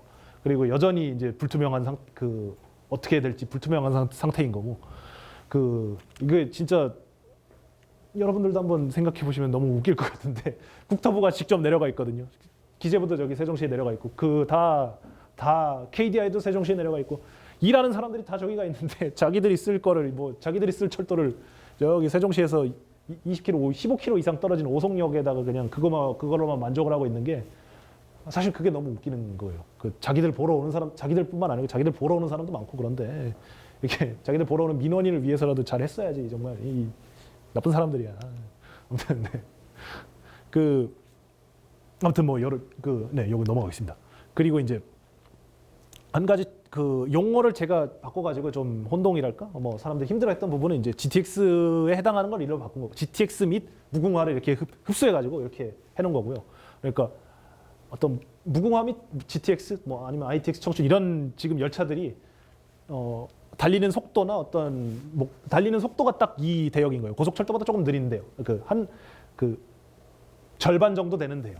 속도가. 그러니까 고속철도가 대략 평균 속도 200km라면은 얘는 한 100km 정도를 내거든요. 그러니까 앞서 일장에서 지적했듯이 어떤 교통수단들의 층계별로 나눠져 어떤 뭐랄까 빈틈이 있는 지점인데 지금 무궁화나 어떤 경춘선이나 이런 데들에서는 사실 잘 영업을 하고 있고 그런 것들을 좀 더 잘 발전시키고 지금 현재 계획되고 있는 GTX망이랑 연결을 시키면은 어떤 수도권 나아가서 어떤 뭐랄까 더 큰 세종시 같은 어떤 좀 더 확대된 수도권 전체에 대해서도 어떤 대중교통의 뼈대가 될 수 있지 않겠습니까?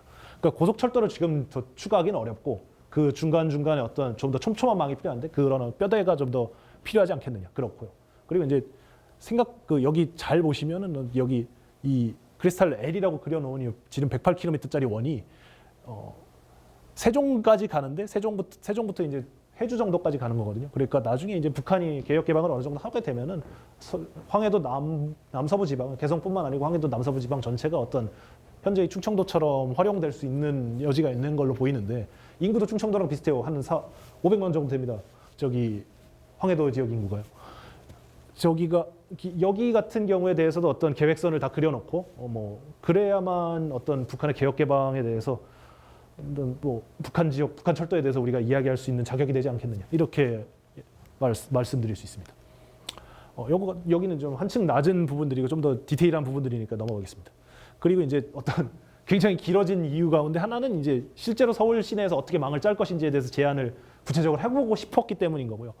뭐 가령 이제 근데 뭐 진짜로 그 한강철교 건너는 부분 같은 경우는 뭐랄까 이해관계 충돌도 있고 토목 검토도 있어야 될 것 같고요. 아무튼 여러 가지 이야기들을 그 실제 경부선을 개량 같은 것들이 이야기를 했기 때문에 좀 두꺼워졌다. 그리고 이제 그것과 관련돼서 어떤 제가 그 그림 실력도 많이 늘었다 이런 것입니다.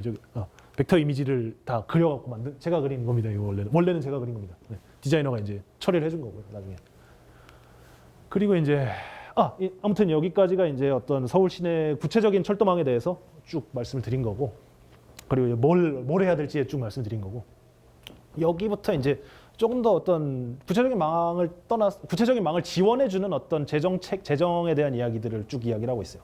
그러니까 이렇게 표현을 만들어놨는데 구약이라고, 그러니까 이런 거죠. 정말 그 모세가 저기 계약의 궤를 받아온 저기 시나이산에서 궤를 받아온 그 시점 정도가 지금 그리고 나서 지금 어느 정도 그 안정된 저기 왕국 계약이 이루어진 상태가 지금 현재 상태고, 근데 이제 다 나중에 바뀔 거니 나중에 뭐 상황이 정말 안 좋은 그런 상태가 돼가지고 새로운 그 계약을 갱신해야 되는, 신약을 체결해야 되는 그런 상황이다. 뭐 이 정도의 지금 시나리오인 거예요. 그 전체 이야기 구조인 거예요. 표현을 했던 게 이제 그 현재 철도의 역할을 뭐 사회적으로 어떻게 받아들여지고 있는가 이건데, 핵심은 도로를 보조한다. 정체가 나는 구간에 도시철도를 설치하고 도로 속도보다 훨씬 더 빠른 2배 빠른 고속철도를 도입해서 전국 연결을 보조한다. 이건데, 이런 어떤 조그만 니치들을 찾아서 철도를 활용한다. 이거고. 그리고 이제 그걸 위해서 이제 정부가 돈을 조건 없이 퍼주고, 그리고 이제 근데 이제 사업 계획에 너무 막 쓰면 안 되니까 사업 계획별로 평가를 하고, 그리고 그 다음에 이제 예전에 이제 그 이른바 방만 경영이라고 표현을 하죠. 그 방만 경영을 하는 것으로 알려져 있던 그 철도청을 폐지하고 15년 전, 벌써 15년이 됐네요. 그것이 그 철도공사로 바꿔서 어떤 좀 더 어떤 기업 같은 방식으로 영업을 하게 만들자 이것입니다. 그리고 이런 것들의 어떤 배경이 되는 어떤 뭐 이렇게 표현을 만들진 않았는데, 근데 표현을 제가 만든 것 같은데 그러니까 이런 그림을 전체 그렸던 게 저가 처음 제가 그린 것 같아요. 아무튼 이런 거죠. 이렇게 중간에 이제 100% 선이 있는 이것은 이 선이 뭐랄까 이게 철도 사업이 똔똔을 맞추는 그런 선인 거고요.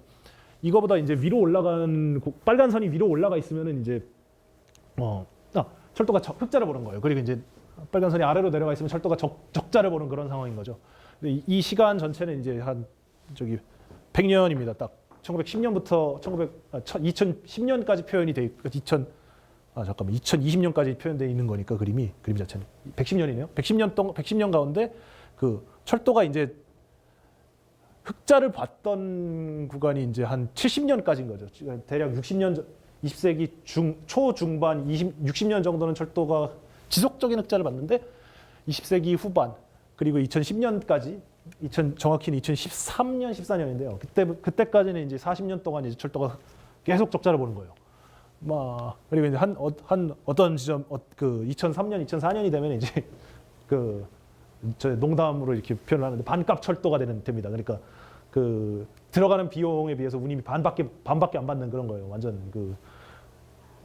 뭐랄까 진짜 그냥 정말 불리면 불릴수록 손해가 나는 그런 상태인 거죠. 이렇게 계속 상황이 악화되는 상황 속에서 어떤 구약이 체결되었다고 말할 수 있는 거고요. 그런 어떤 철도가 막말로 망하기 직전까지 몰렸던 그런 상황에서 다시 살아났던 이유는 결국 이 철도 건설 투자에 조건 없이 돈을 퍼주었기 때문인 것이다. 이렇게 설명할 수 있는 거고요. 그 규모가 이제 매출보다 훨씬 더 많이 나오게 되고 더불어서 이제 어떤 이렇게 전체 교통 투자의 90년대 후반쯤에 김대중 정부 시절에는 이제 전체 교통 투자 정부 투자의 10% 정도가 교통에 들어가고 정부 전체 지출의 10% 정도가 교통 그리고 그 중에 한 3분의 1 그러니까 정부 재정의 3% 정도까지를 철도가 먹었던 거예요. 그 전에는 이제 한 푼도 안 썼는데 80년대 정도 뭐 이럴 때는 거의 근데 이제 이렇게 쭉 바뀌는 그런 상황이 되는 거고요. 이렇게 어떤 철도에 돈을 쓰지 않을 수 없었던 걸 보여주는 그런 그림인데요. 요거는 어떤 철도망에 어떤 돈이 뭐랄까 이거예요. 철도망에 정부가 돈을 퍼주지 않았으면 운임으로 결국 건설을 했어야 될 거 아니에요. 그러면 이제 운임을 얼마까지 올려야 지금의 철도망이 탁 되는가 이거를 그린 건데 가령 이제 대부분의 노선들이 안 되는 거죠. 경부고속철도도 이제 한 거의 20원, 30원 정도는 그러니까 이건데 20원, 30원을 더 내면 지금 부산까지 한 거의 15,000원 정도 더 내야 완전히 갚을 수 있는 거예요. 건설비를. 그리고 수인선 같은 경우는 절대 못 짓는 그런 것이 되고요. 대부분의 철도망은 사실 못 지었을 거고 개량도 못 했을 것이다. 이거는 운임이 2배, 3배 이렇게 받아야 건설비를 조달할 수 있는 것 같은데 그렇게 되면 사람들 적어지니까 사실은 못 지었겠죠.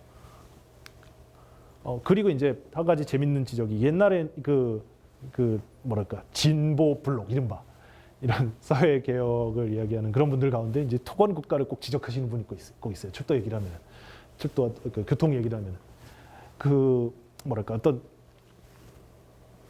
철도에 지금까지 돈을 많이 썼으니까 이제 안 해도 되는 거 아니냐 이런 지적이 꼭 있거든요. 근데 이제 실제로 우리 경제가 훨씬 더 빠르게 성장해가지고 이거는 정말 2010년대 평균 값이라고 생각하시면 되는 건데 OECD 국가 가운데 우리가 오히려 이제 건설 및 토목에 투자하는 비용이 적은 축에 속하는 나라가 됐다. 다른 부분이 훨씬 더 빠르게 성장했기 때문일 텐데요. 아무튼 어쨌든 생각보다 우리가 돈을 덜 쓴다. OECD 국가 중에서 예전에는 이쪽에 가서 돈을 건설에 막 때려받는 이런 입장이었을 수 있으나 이제는 아니다. 이런 거 참조할 수 있습니다. 돈 많으니까 철도 진짜 이런 거죠, 사실은. 아무튼 그리고 이제 중간에 이제 예타 같은 경우는 조금 복잡한데 아무튼 생각했던 뭐랄까 세간에서 생각하는 것만큼 그렇게 경제성이 지배적이지는 않은데 요상한 가령 이제 이런 점수들이 반영돼 있어가지고 좀 신중하게 말을 해야 된다는 이런 얘기들이 적혀 있고요. 그리고 이제 그 가운데 이제 하나 뭐랄까 사람들이 알면 놀랄 것 같은 이런 값들을 하나 뽑아놓은 건데 실제로 예타 중에 하나예요. 그 가운데 이제 이런 예타에서 경제성 평가를 하는데 그 가운데 이제 그 경제성으로 평가되는 값이 저기 결국 사람들이 절약하는 시간으로 환산을 하거든요. 한 시간을 얼마 정도 한 시간 절약하면 사람들이 얼마만큼의 그 뭐랄까 지불을 할 것 같으냐, 돈을 더 벌 것 같으냐 이런 건데 그 승용차 같은 경우는 승용차에 비해서 버스나 철도 같은 경우가 이제 어떤 특히 이제 그 사람들이 절약하는 시간을 승용차 탑승자들이 절약하는 시간을 철도 절약하는 시간보다 그 2배 정도로 평가를 해주고 있는 거예요. 여기 이러면은 사실 철도망을 지금 이용하고 있는 사람 또는 버스를 이용하고 있는 사람의 어떤 편익 같은 경우는 과소평가가 될 테니까 어떤 뭐랄까 체계적으로 철도를 저평가하고 있는 방식 뭐 이런 느낌이 드는 거죠. 이런 숫자를 딱 보면은요.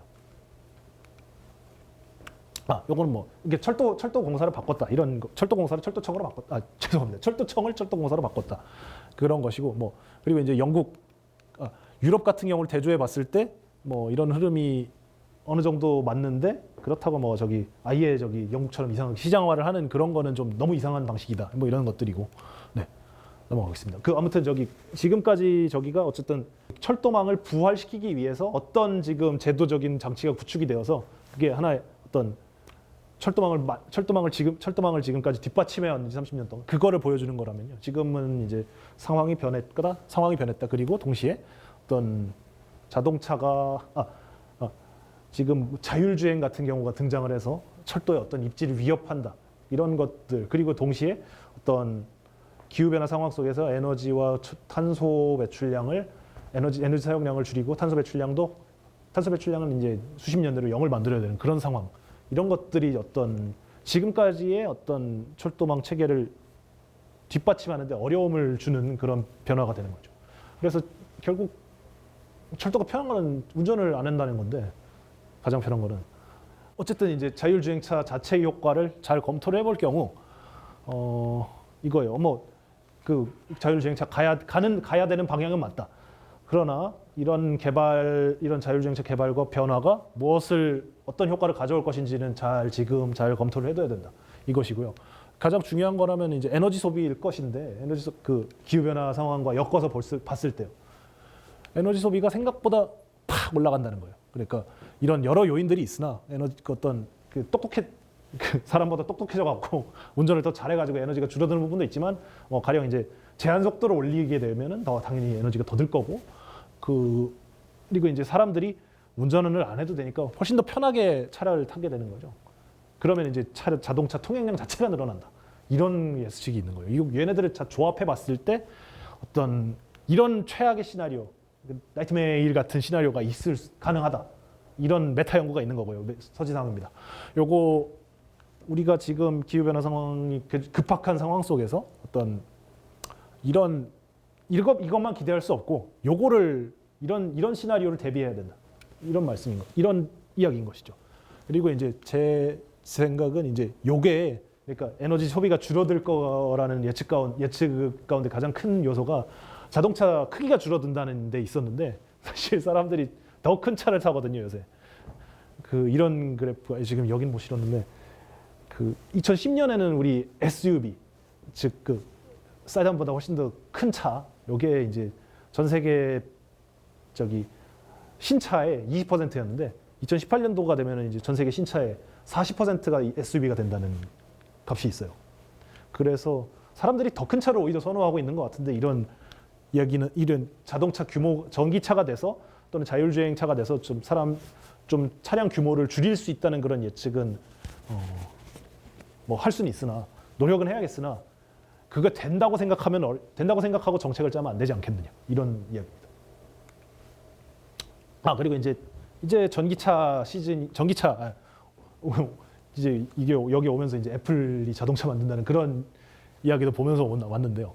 아무튼 전기차가 어떤 지금 미래 산업의 돌풍의 핵으로 보이는데 이거에만 의존해서 우리가 어떤 필요한 것을 기후변화 상황 속에서 필요한 것을 할 수 있겠는지 요거 같은 경우를 보여줍니다.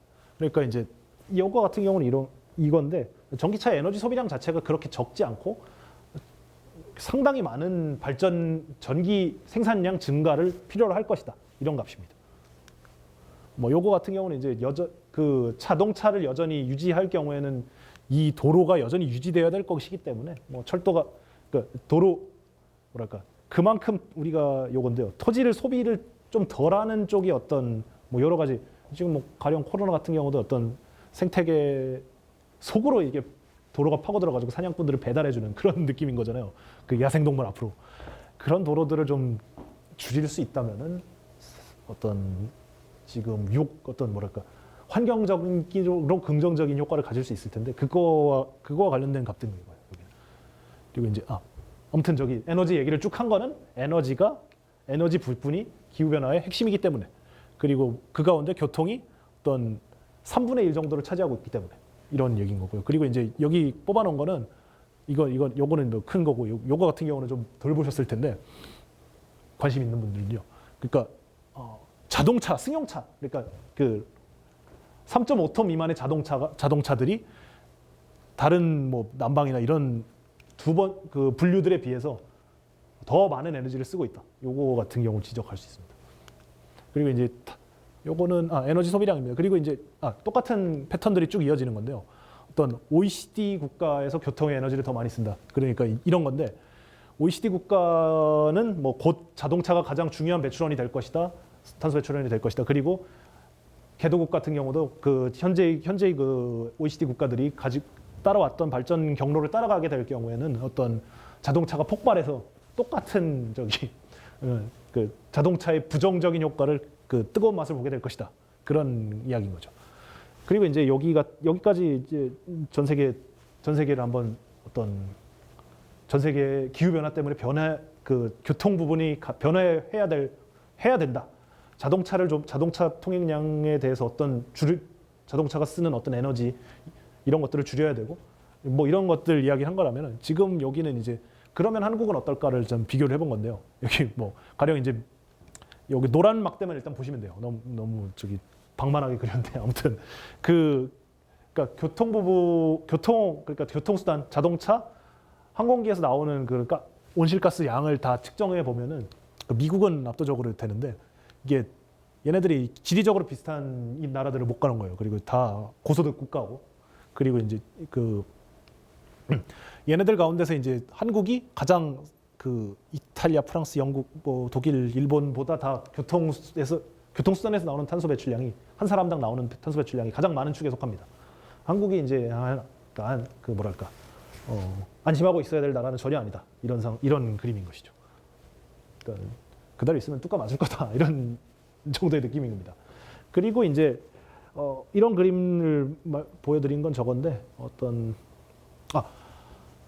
역시 여전히 그 전기차와 수소차가 어떤 우리 정부의 교통 쪽 기후 대책의 핵심으로 돼 있는데 이런 표현인 거예요. 그 어떤 하나의 대책만 가지고 어떤 되는 일은 전혀 없고 그리고 특별히 중요한 그 어떤 효율성, 기술 개발 이런 것들이 다 조합이 되어야 이쪽이 효율이고 이쪽이 어떤 기술 개발 쪽이라고 생각하시면 될 텐데 효율성, 기술 개발 그리고 뭐 재생 에너지의 활용 이런 것들이 다 조합이 되어야 어떤 뭐 있는 수단들을 다 털어넣어야 기후 변화 상황에 맞춰서 어떤 탄소 배출량을 적절히 줄일 수 있고 그 가운데 어떤 교통 부분에서는 중요한 것이 그 자동차의 통행량 자체를 줄이는 것이다. 이 말씀인 거죠. 그리고 이제 쭉 나가면 그 넘어가서 다시 또 한국 상황으로 돌아오면은 그러면은 어떤 자동차가 배출하는 가스의 양이 어느 정도나 되고 있는가 이런 거 체크해 본 건데요.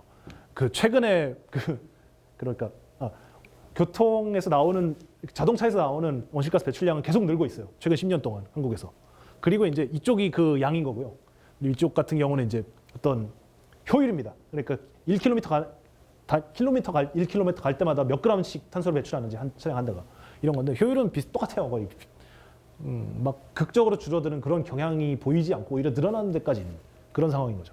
그러니까 자동차 기술만 믿고 이렇게 우리가 상황을 둘 수 없다. 이런 이야기입니다. 여기서. 그래서 지금 넘어온 데가 어떤 신약에 대한 이야기인 것이죠. 그래서 신약의 가장 기초가 되는 부분 값이 이 철도의 어떤 에너지 효율인 겁니다. 그러니까 대략 10배라고 생각하시면 돼요. 그리고 탄소 배출량 효율은 얘네가 이게 어떤 자동차에 비해서 이거 탄소구나. 아무튼 저기 탄소 배출량 같은 경우는 대략 여객 철도 같은 경우는 5배 정도라고 생각하시면 됩니다. 왜 이렇게 효율이 차이가 나냐면 이제 전기에 많은 발전소들이 석탄을 많이 떼서 그렇습니다. 그러니까 신약의 어떤 조항들을 이렇게 쭉 설정해 놓은 건데 여기서 이제 지금까지 어쨌든 정부가 나름 노력해왔고 어느 정도 성과를 이루어왔다. 그러나 상황이 매우 크게 변할 것이고 그 상황 속에서 어떤 철도의 역할이 바뀌어야 될 것인데 어떤 이야기들을 해야 될 것인가 이건데 그 역할을 그 강조하고 싶은 역할은 어떤 3개 정도예요. 일단 그 교통체계 전체 어떤 교통 시스템의 일부로서 철도가 존재하는데 그리고 이제 그 가운데 가장 에너지 효율이 높기 때문에 일로 이제 이른바 업계 용어로 모달 시프트라고 표현을 하거든요. 일로 다 수송량을 가능한 한 많이 흡수를 시키자 이런 쪽이고요. 그리고 이제 이런 얘기는 저기 발전 개발 이런 건데 우리 삶의 질을 포기할 수 없는 어떤 뭐랄까 지금까지 어떤 누려왔던 어떤 물질적인 삶 이런 것들을 가능한 한 덜 포기하고 싶단 말이죠. 그때 이제 어떤 필요한 것이 어떤 이동 수단이고 가능한 그런 역할을 철도가 해줄 수 있지 않겠는가 이것이고 그리고 이제 이 가운데 이런 변화 과정 속에서 가장 되게 뭐 지금 코로나19 사태도 그렇듯이 어떤 취약한 분들이 가장 먼저 큰 타격을 받는단 말이에요. 기후변화 상황도 똑같을 것이고요. 그때 이제 대중교통으로서 철도는 어떤 역할을 할 수 있다. 그리고 이제 여기 같은 경우는 어떤 개도국 같은 경우가 역시 이제 자기들도 이제 잘 살고 싶을 텐데 그때 무엇을 해야 되는가? 이때 철도가 중요한 역할을 할 수 있다. 이런 이야기들을 쭉 적어놓은 겁니다. 아무튼 이제 쭉 말로 일단 잠깐 보시면 될 것 같고 아무튼 저기 기후변화 얘기할 때 어떤 탄소 배출을 줄이는 걸 완화 그리고 이제 그 변화된 상황 속에서 어떤 좀 더 잘 삶의 질을 유지하는 걸 적응 이렇게 생각하시면 될 것 같아요. 그리고 이제 OECD든 BOECD든 철도 수송량을 팍 늘려야 된다. 이거는 이제 국제에너지기구라는 데서 만든 자료입니다. 거기서 이제 나온 값을 제가 그림으로 옮긴 것이고요. 다 철도량이 대폭 증가해야 된다 이거고 인상적인 거는 이제 OECD에서는 승용차 수송량 자체를 줄이자는 게 국제에너지기구에 저기에 들어있는 거예요. 공식 자료에. 그리고 이제 여기가 국제에너지기구가 OECD 산하기관입니다. 그러니까 OECD에서 승용차를 줄이자는 이야기를 했다고 해도 뭐 크게 다르지 않은 그런 거예요. 그리고 이제 가장 제가 이쪽 자료를 보다가 에너지나 탄소 자료, 기후변화 관련 자료를 보다가 충격을 받았던 거는 이제 고속철도를 20배를 늘려야 된다 이런 얘기인데 왜 그러냐면 이제 사람들이 그만큼 이제 비행기를 좋아하니까 그러니까 항공을 통해서 누릴 수 있는 어떤 장거리 이동의 기회를 굉장히 좋아하니까 놀러 가는 것도 좋고 사실 뭐 일하러 가는 것도 좋은 거니까 이게 좀 더 심화되는 어떤 세계가 어떤 지금 그대로 두면은 좀 더 심화될 텐데 그 항공이 하는 역할을 가능한 한 고속철도로 돌려야 된다. 이런 그림인 거고요. 그리고 이제 도시에서는 마찬가지로 이제 도시 내부에서 승용차로 통근하는 대신에 어떤 철도로 통근할 수 있는 경우의 수를 가능한 한 늘려야 된다. 그래서 여기도 이제 여기도 5배가 적은 건 아닌데 고속철도가 20배여가지고 너무 띠용인 거지. 아무튼 이제 도시철도는 5배, 고속철도는 뭐 최대는 20배까지 늘리자는 안이 있다. 이런 그림입니다. 그리고 이제 요거 같은 경우는 각 나라별 어떤 각 커다란 지역별로 이제 쪼개가지고 값을 매겨놓은 건데 요거 같은 이제 바이든이 이제 철도 광인 바이든 찾아보시면은 저기 열차에서 내리는 바이든 사진이 많이 나올 거예요. 그 바이든이 고속철도 사업을 이제 사업을 뜬다면은 이제 이런 게 가능할 테고 북미에서 그리고 이제 한국 같은 경우도 따로 계산을 해놨는데 그래도 철도로 1,100만 톤 그러니까 이거면은 교통에서 배출하는 게 대략 1억 톤이라고 생각하시면 되는데 이거의 10% 정도는 철도로 줄일 수 있지 않겠느냐라고 지금 제안을 해놨습니다. 국제에너지기구에서요. 이걸 어떻게 구체적으로 할 것인지가 이제 뭐 지금의 미래의 과제일 텐데요, 우리가. 그 가운데 하나가 이제 도시 내부의 어떤 도로망을 개조한다인 것이죠. 이거 같은 경우는 핵심은 저기 자동차 통행 면적을 줄인다인데 이게 이런 재밌는 아무튼 이제 제가 그린 거 제가 초안으로 그렸던 건데 결국 책에 못 실렸어요. 표로 들어가 있을 건데 아무튼 편집자와 디자이너를 고생시켰던 것 중에 하나입니다. 이것도 아무튼 이게 기후변화 맥락 말고도 이런 것도 있거든요. 저기 그 여러 유럽 국가들에서 올해 시행하고 있는 게 코로나 차로라는 표현을 써서 자동차 차로를 한두 개 줄이고 거기다가 이제 승용차 그 자전거나 도보 걷는 사람들이 이제 서로 거리 두기를 할 수 있게 좀 더 거의 2m 가까이 간격을 둘 수 있게 그러니까 지금의 자전거 차로 우리 익숙한 자전거 차로 같은 경우면요 폭이 대충 제가 제 키가 1.7m 정도 되니까 제 키보다 좀 좁은 작은 그 정도 되는 거예요. 근데 이제 도로 차로 같은 경우는 3m 정도 되거든요. 그러니까 거기다가 한 차로를 자전거가 타고 있으면 자전거와 자전거 사이는 3m 정도 되니까 사람들이 거리 두기를 할 수 있는 거예요. 그래서 이제 어떤 한두 개 차로를 갖다 먹으면은 자전거 타는 사람들 또는 보행자들도 이제 어느 정도 거리 두기를 할 수 있어서 감염 차단할 수 있다. 이런 아이디어였는데 아무튼 그게 이제 의학적으로 성공을 했는지는 모르겠습니다만은 지금 아무튼 어떤 감염병 상황 속에서 오히려 감염병 상황과 오히려 이제 시내 도로를 개조하는 작업은 오히려 정합한다. 이런 거는 분명히 말씀드릴 수 있을 것 같아요. 그리고 이제 추가되는 거는 이제 우리가 이건 일종의 신호처럼 만들어 놓은 건데요. 파란색이 죄송합니다. 그 녹색이면 저기 철도가 강세 지역 그리고 빨간색일수록 이제 그 철도가 약한 지역인데 광역 이거 보시면 이제 철도가 이런 그래프를 이뤄요. 그러니까 그 어떤 시내에서 먼 거리 가는 그러니까 완전 저기 노원에서 강남 뭐 이런 정도로 시내에서 멀리 가는 데서는 철도가 우세하다가 다시 이제 신도시 또 경기도 충청도 이렇게 가면서 이제 승용차가 불리한 구간들이 나오고 승용차 분담률이 떨어지는 구간이 나오고 그리고 이제 고속철도가 나오면서 이제 또 다시 철도가 좀 더 유리해지고 이런 식이거든요. 그러니까 일종의 광역권의 경기도에 어떤 철도망이 취약한 지점, 승용차가 훨씬 더 우세한 지점들이 많이 펼쳐져 있다. 뭐 그 사실 고속도로망이나 어떤 자동차가 어떤 다양한 속도를 유연하게 낼 수 있다는 걸 생각하면 굉장히 당연한 일일 수 있는데 그럼에도 이런 게 중요한 거는 이제 역시 기후변화 상황을 생각하면 어떤 가장 도로 통행량이 많은 데서 감축을 하는 게 가장 효과적이지 않겠어요. 그리고 이제 그렇게 많은 양이 기록되는 것은 결국 이제 경기도 같은 광역 지역이기 때문에 우리가 주의 깊게 이 광역 철도망을 잘 구축해야 된다. 그리고 더불어서 여기서 또 강한 이야기 이것 때문에 제가 전화를 받았던 게 고속도로망을 이제 현재 상태에서 동결하고 감축까지 생각해봐야 된다. 이런 정도의 어떤 이야기까지 해야 되는 상황이 온 거죠 지금은. 그래서 고속도로 다이어트 이런 소리까지 해놨습니다.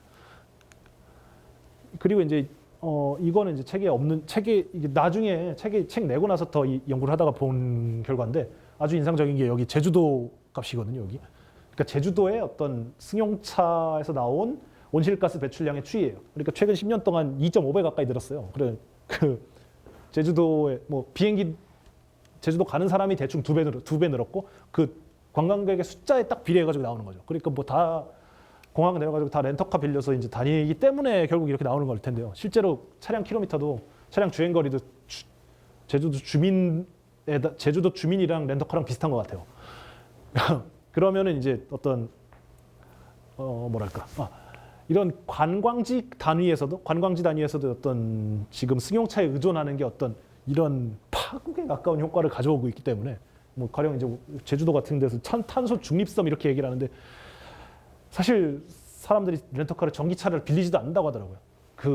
충전하는 게 어렵기 때문에 충전할 때 시간이 오래 걸려가지고 그런 증언을 확보할 수 있고 그러면 이때 뭘 해야 되는 거? 결국에는 장기적 관점에서 철도망을 계속해서 구축하는 거. 이거밖에는 답이 없는 거죠. 제주 터널을 하자는 얘기는 아니고 제주 내부망부터 얘기한 겁니다. 네. 그리고 이제 강릉 같은 경우도 이제 똑 비슷하게 이제 렌터카 빌려갖고 다 다닐 텐데 여기도 똑같이 철도망을 어느 정도 흡수할 수 있는 방안이 마련되어야 된다. 그리고 여기서는 이제 이 책 말고는 사실 어디서 할 수 있을지 얘기를 모르겠는데 아무튼 중요한 건 이거예요.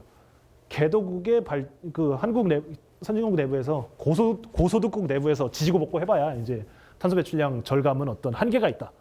어떤 실제로 저기 거의 이제는 그 개도국의 교통망에서 나오는 탄소 배출량이 더 많다는 걸 보여주는 에너지 소비량이네요. 에너지 소비량이 더 많다는 걸 보여주는 어떤 그래프인 거고요.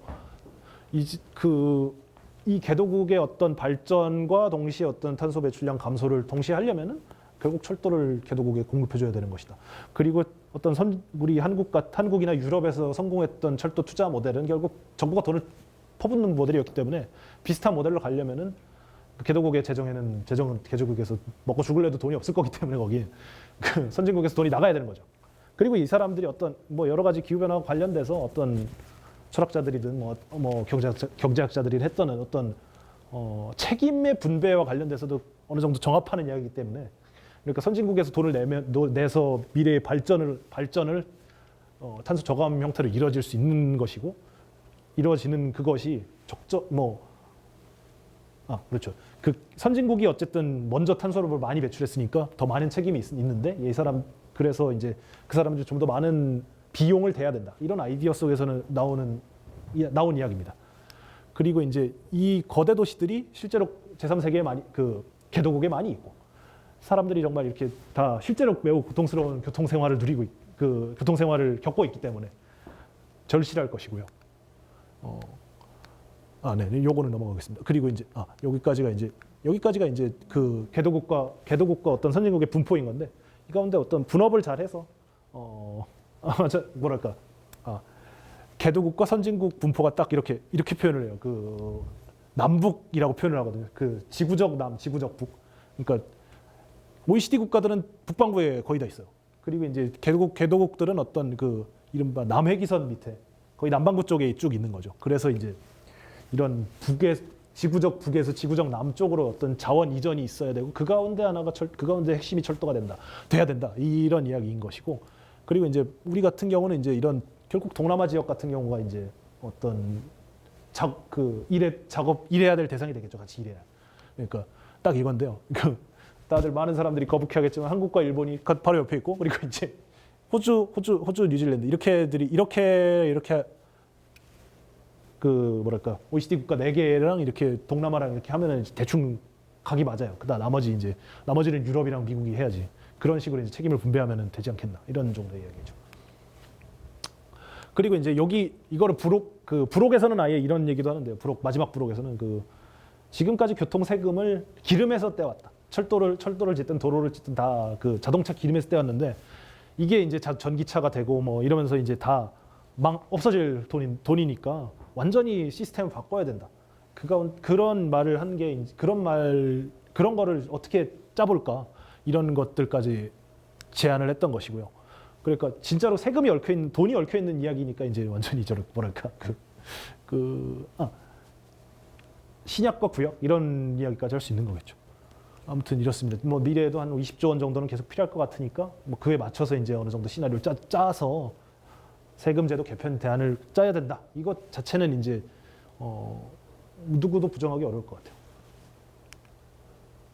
그리고 이제 이것과 관련돼서 이제 쭉 그 세금을 할 때 이제 그 숫자를 만들어 놨던 거는 이제 승용차 주행거리 줄이는 걸 어떻게 할지에 대해서의 그림인 건데 그게는 이제 뭐 도시별로 설정을 해서 전국적으로 이제 승용차 주행거리를 반 정도로 줄이는 거를 한 30년, 40년 뒤쯤에 이거 정도를 어떤 시나리오를 짜서 대책을 세워야 되는 거 아니냐 이런 정도의 얘기를 하고 있습니다.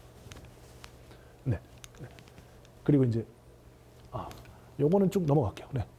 뭐 아무튼 이렇게 지금까지 어쨌든 거의 1시간 반 정도 떠든 것 같은데요.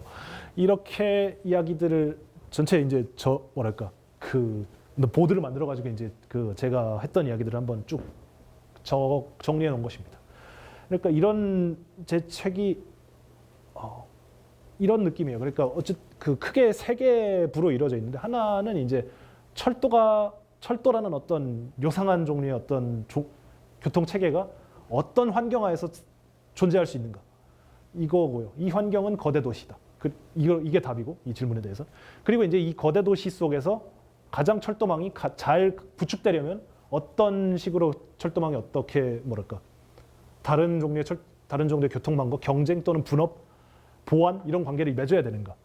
그리고 그런 보완 관계를 위해서는 어떤 망 구조가 필요한가 이런 것들을 지적해 놓은 부분들이 이제 일부라고 한다면은 그 다음에 이런 결과들을 가지고 이제 서울 지역 철도망을 다 어떻게 뜯어 고칠 것인지에 대해서 이야기한 게 2부고 그리고 이제 그런 어떤 서울 지역 철도망 이런 논의들의 기반이 됐던 어떤 사회적 약속, 제도 및 어떤 세금 운용의 어떤 방식 이런 것들이 지금 어떻게 형성되어 왔는지 짚어보고 그리고 이제 자동차 측의 변화와 기후 변화, 기후 위기라는 어떤 상황 속에서 어떻게 우리가 지금까지 잘해왔던 거를 어느 정도 성과를 거둬왔던 거를 더 잘 해나가기 위해서는 어떤 식으로 그런 어떤 제도를 변화시켜야 되는지 여기에 대해서 말하는 것이 어떤 3부였다고 말씀드릴 수 있습니다. 이걸 통해서 어떤 이렇게 뭐 전체적으로 드리고 싶었던 말씀이 이렇게 할 수 있을 것 같아요. 그런 어떤 철도망의 어떤 역할이나 어떤 미래 가능성이나 그리고 이제 오늘의 어떤 철도망이 가지고 있는 어떤 문제의 흥미나 이런 것들을 감안해 봤을 때 지금까지 너무나 작업이 부족했다는 거. 이게 하나의 문제의식이었던 거고요. 그리고 이제 어떤 지금까지 어떤 세밀한 작업들이 이루어져 왔는데 철도공학계나 어떤 정부 용역을 받아서 이루어지는 여러 작업들에서 이것들이 어떤 뭐랄까 하나의 체계 속에서 어떤 의미를 가지고 있는지 조명받지 못했다는 거. 그리고 그로 인해서 이 작업들의 가치가 좀 더 가치 또는 어떤 사회적 의미 이런 것들이 뭐 철도에 실제로 직접적인 뭐 사실 대부분의 인구가 영향을 받는 건데요, 결국. 실제 철도에게 영향을 받는 사람들에게 제대로 알려지지 못했다. 이런 것입니다. 그리고 그로 인해서 어떤 이런 알려지지 못한 것이 좀 더 강한 효과를 내는 게 철도망이 어떤 그 뭐랄까 깝깝하게 구성되고 있는 뭔가 이제 그 제대로 구성되지 못하고 어떤 주변 민원에 의해서 변형되거나 아니면 저기 어떤 그 뭐랄까 얼기설기 되는 대로 덧붙여지는 그런 망들이 구축되고 있는 그런 상황이 사람들에게 어떤 결국 좋지 않은 영향을 미치고 있는 거죠. 그런 영향을 좀 더 줄이기 위해서는 어떤 논의가 필요하고 어떤 타협이 필요하고 어떤 정치적 과정이 필요하고 이런 것들에 대해서도 계속해서 논의가 지금부터 이제 논의가 좀 더 많이 이루어져야 된다. 그런 말을 하기 위해서 이 책을 썼다고 생각하시면 될 것 같습니다. 지금까지 제가 준비한 강연은 여기까지고요. 책에 대한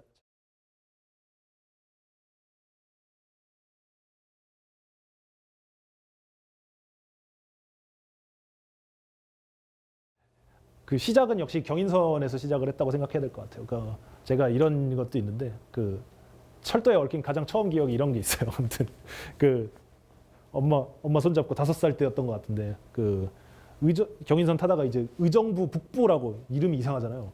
의정부도 아니고 의정부 북부라니 지금 가능역이 됐는데 그런 이상한 역 이름을 보고 이제 그 저게 대체 뭐냐고 이렇게 물어보면서 시작이 됐던 것 같아요.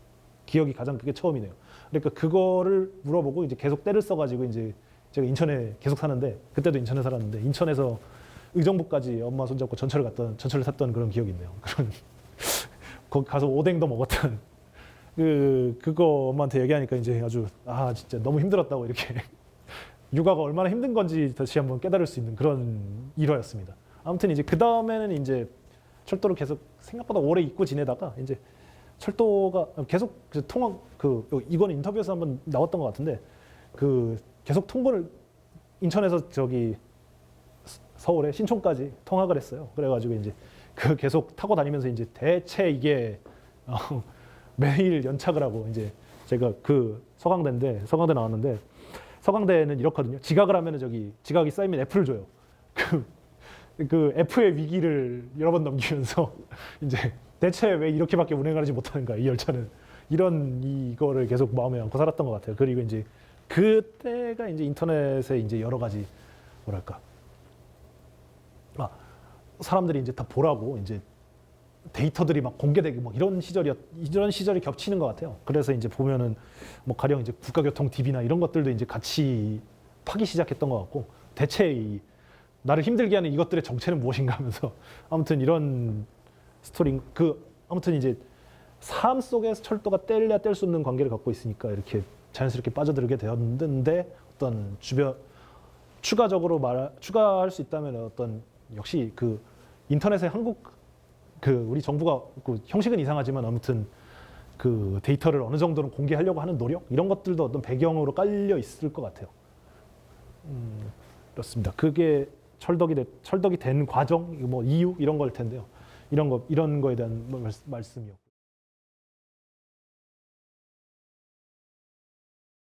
이렇게 말씀드릴 수 있을 것 같은데 그런 문과, 이과 이런 표현을 써주셨는데 사실 이건 거예요. 그 구분이 사실 그 얼마 안 되는 구분이고 이런 거거든요. 어떤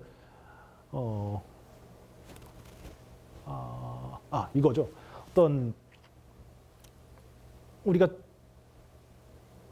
주어져 있는 주어져 있다고 설명해야 될 어떤 현상들, 사태들이 뭐 일단 우선인 것이고 여기에 대해서 동원할 수 있는 어떤 뭐 장비 같은 거라고 생각을 해요. 그래서 이제 학문이나 뭐 이런 방법이나 이런 것들은요.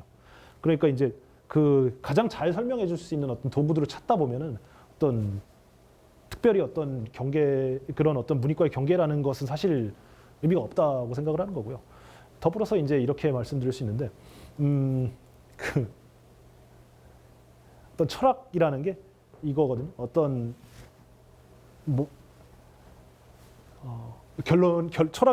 철학의 현재 상태 또는 뭐 어떤 오늘날의 철학이 지향하는 어떤 방향 이런 거라면은 결국 어떤 각각의 분야에 녹아들어 가지고 이 분야를 좀 더 정교하게 만드는 또는 어떤 사람들이 어떤 생각하고 있는 문제에 대해서 좀 더 정교하게 생각하게 만드는 그런 어떤 작업이라고 생각을 하고 그래서 이제 어떤 각각의 분야에 어떤 기생적인 느낌이 드는 기생적이라고 말하는 게 오히려 더 현재의 철학의 상황을 보여주는데 적합할 것 같아요. 어떤 뭐가 있는 게 아니고 뭔가 어떤 변하지 않는 어떤 고갱이가 있는 게 아니고 그리고 이제 그 분야를 찾다 그 각각의 분야를 뭐 분과로서 철학이 있는 거는 이제 그 각각의 분야를 다룰 때 공통적인 어떤 몇 가지 어떤 뭐 논증이나 뭐 어떤 논리나 어떤 개념들이나 이런 것들이 있기 때문에 이제 살아 있는 거고 일반성이 수상 수준이 굉장히 높은 것들이 있기 때문에 살아 있는 거고 이런 것들을 실제로 적용하는 어떤 시스템들은 이런 철도 같은 뭐랄까 숫자가 많이 필요한 것들 이런 것들이 많이 있는 거고요. 뭐 일종의 이렇게 표현할 수도 있을 것 같아요. 제가 그럼 실제로 전공했던 것도 이제 일종의 과학 철학이거든요. 그러니까 일종의 어떤 공학에 대해서 어떤 철학적 접근을 시도했다거나 어떤 공학적 시스템에 대해서 철학적 접근을 시도한 부분이 분명히 있다고 생각을 하고요. 요런 이 책에서는요. 그런 뭐랄까 아무튼 그렇습니다. 저기 어떤 관습적인 어떤 경계선보다는 질문이 훨씬 더 제게 중요했다. 그렇습니다.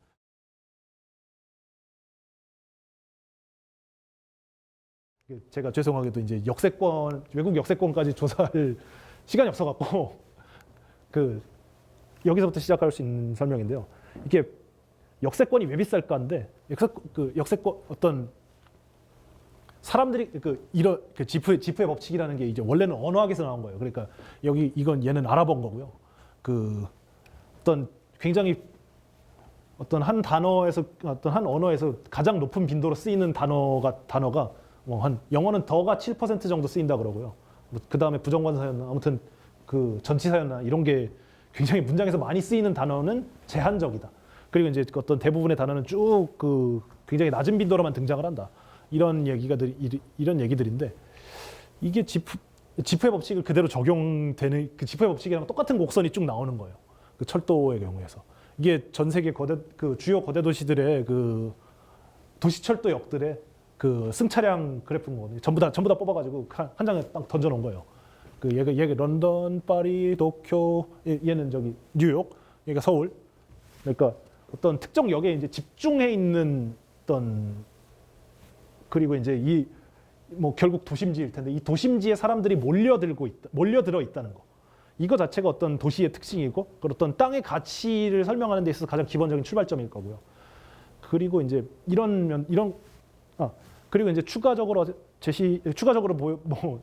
뭐랄까 확인해 보시라고 할 수 있는 게 이제 부동산 관련 연구들을 지가요 관련 연구들을 찾아보면요.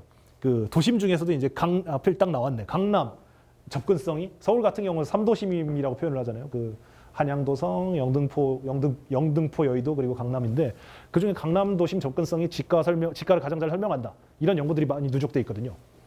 뭐 다른 도시들도 이제 비슷하겠죠. 여기 가래도 파리 같은 경우는 그 철도역 근처인 거지. 북역 근처 접근이 잘 된 경우 그럴 것이고 여기 도쿄 같은 경우는 신주쿠 접근성이 높으면 잘 될 저길 거고 여기는 타임스퀘어네요. 그 뉴욕 같은 경우는 타임스퀘어 접근성이 높은 지역 같은 경우는 지가가 클 것이고 뭐 이 정도 예측을 할 수 있습니다. 그래서 뭐랄까 지가를 설명할 때 있어서 어떤 제가 그래프를 하나 더 뽑았으면 좋았을 텐데 도로 통행량 그래프 이게 버스 통행량 같은 경우는 이렇게 도시별로 공통되는 걸 뽑기가 더 어렵기 때문에 시간이 없어서 못 뽑았습니다만 아무튼 충분히 예측할 수 있는 거는 도로 통행 같은 경우는 좀 더 이제 훨씬 더 망을 유연하게 쓰니까 철도만큼 이렇게 집중되는 그림이 나오긴 어려울 거예요. 한 도심 쪽으로. 그러면은 이제 지가를 상승시키는 데는 오히려 어떤 의미에서는 지가에 영향을 주는 거는 철도망이 더 큰 영향을 줄 수 있는 그럴 가능성이 충분히 있는 거죠. 그 도심으로 들어가는 철도의 경우 사람의 양에 비례할 테니까 결국 땅의 가치라는 거요. 지나다니는 사람의. 아무튼 뭐 이 정도 뭐 지금 확인을 못 드려서 이제 아쉽지만 아무튼 충분히 답변이 됐는지는 다시 말씀을 주시면 좋을 것 같고요. 어떤 식으로 됐든 그리고 네. 질문이 이 정도면 될 것 같습니다. 질문이. 네. 네. 지금까지 고생하셨습니다, 모두들.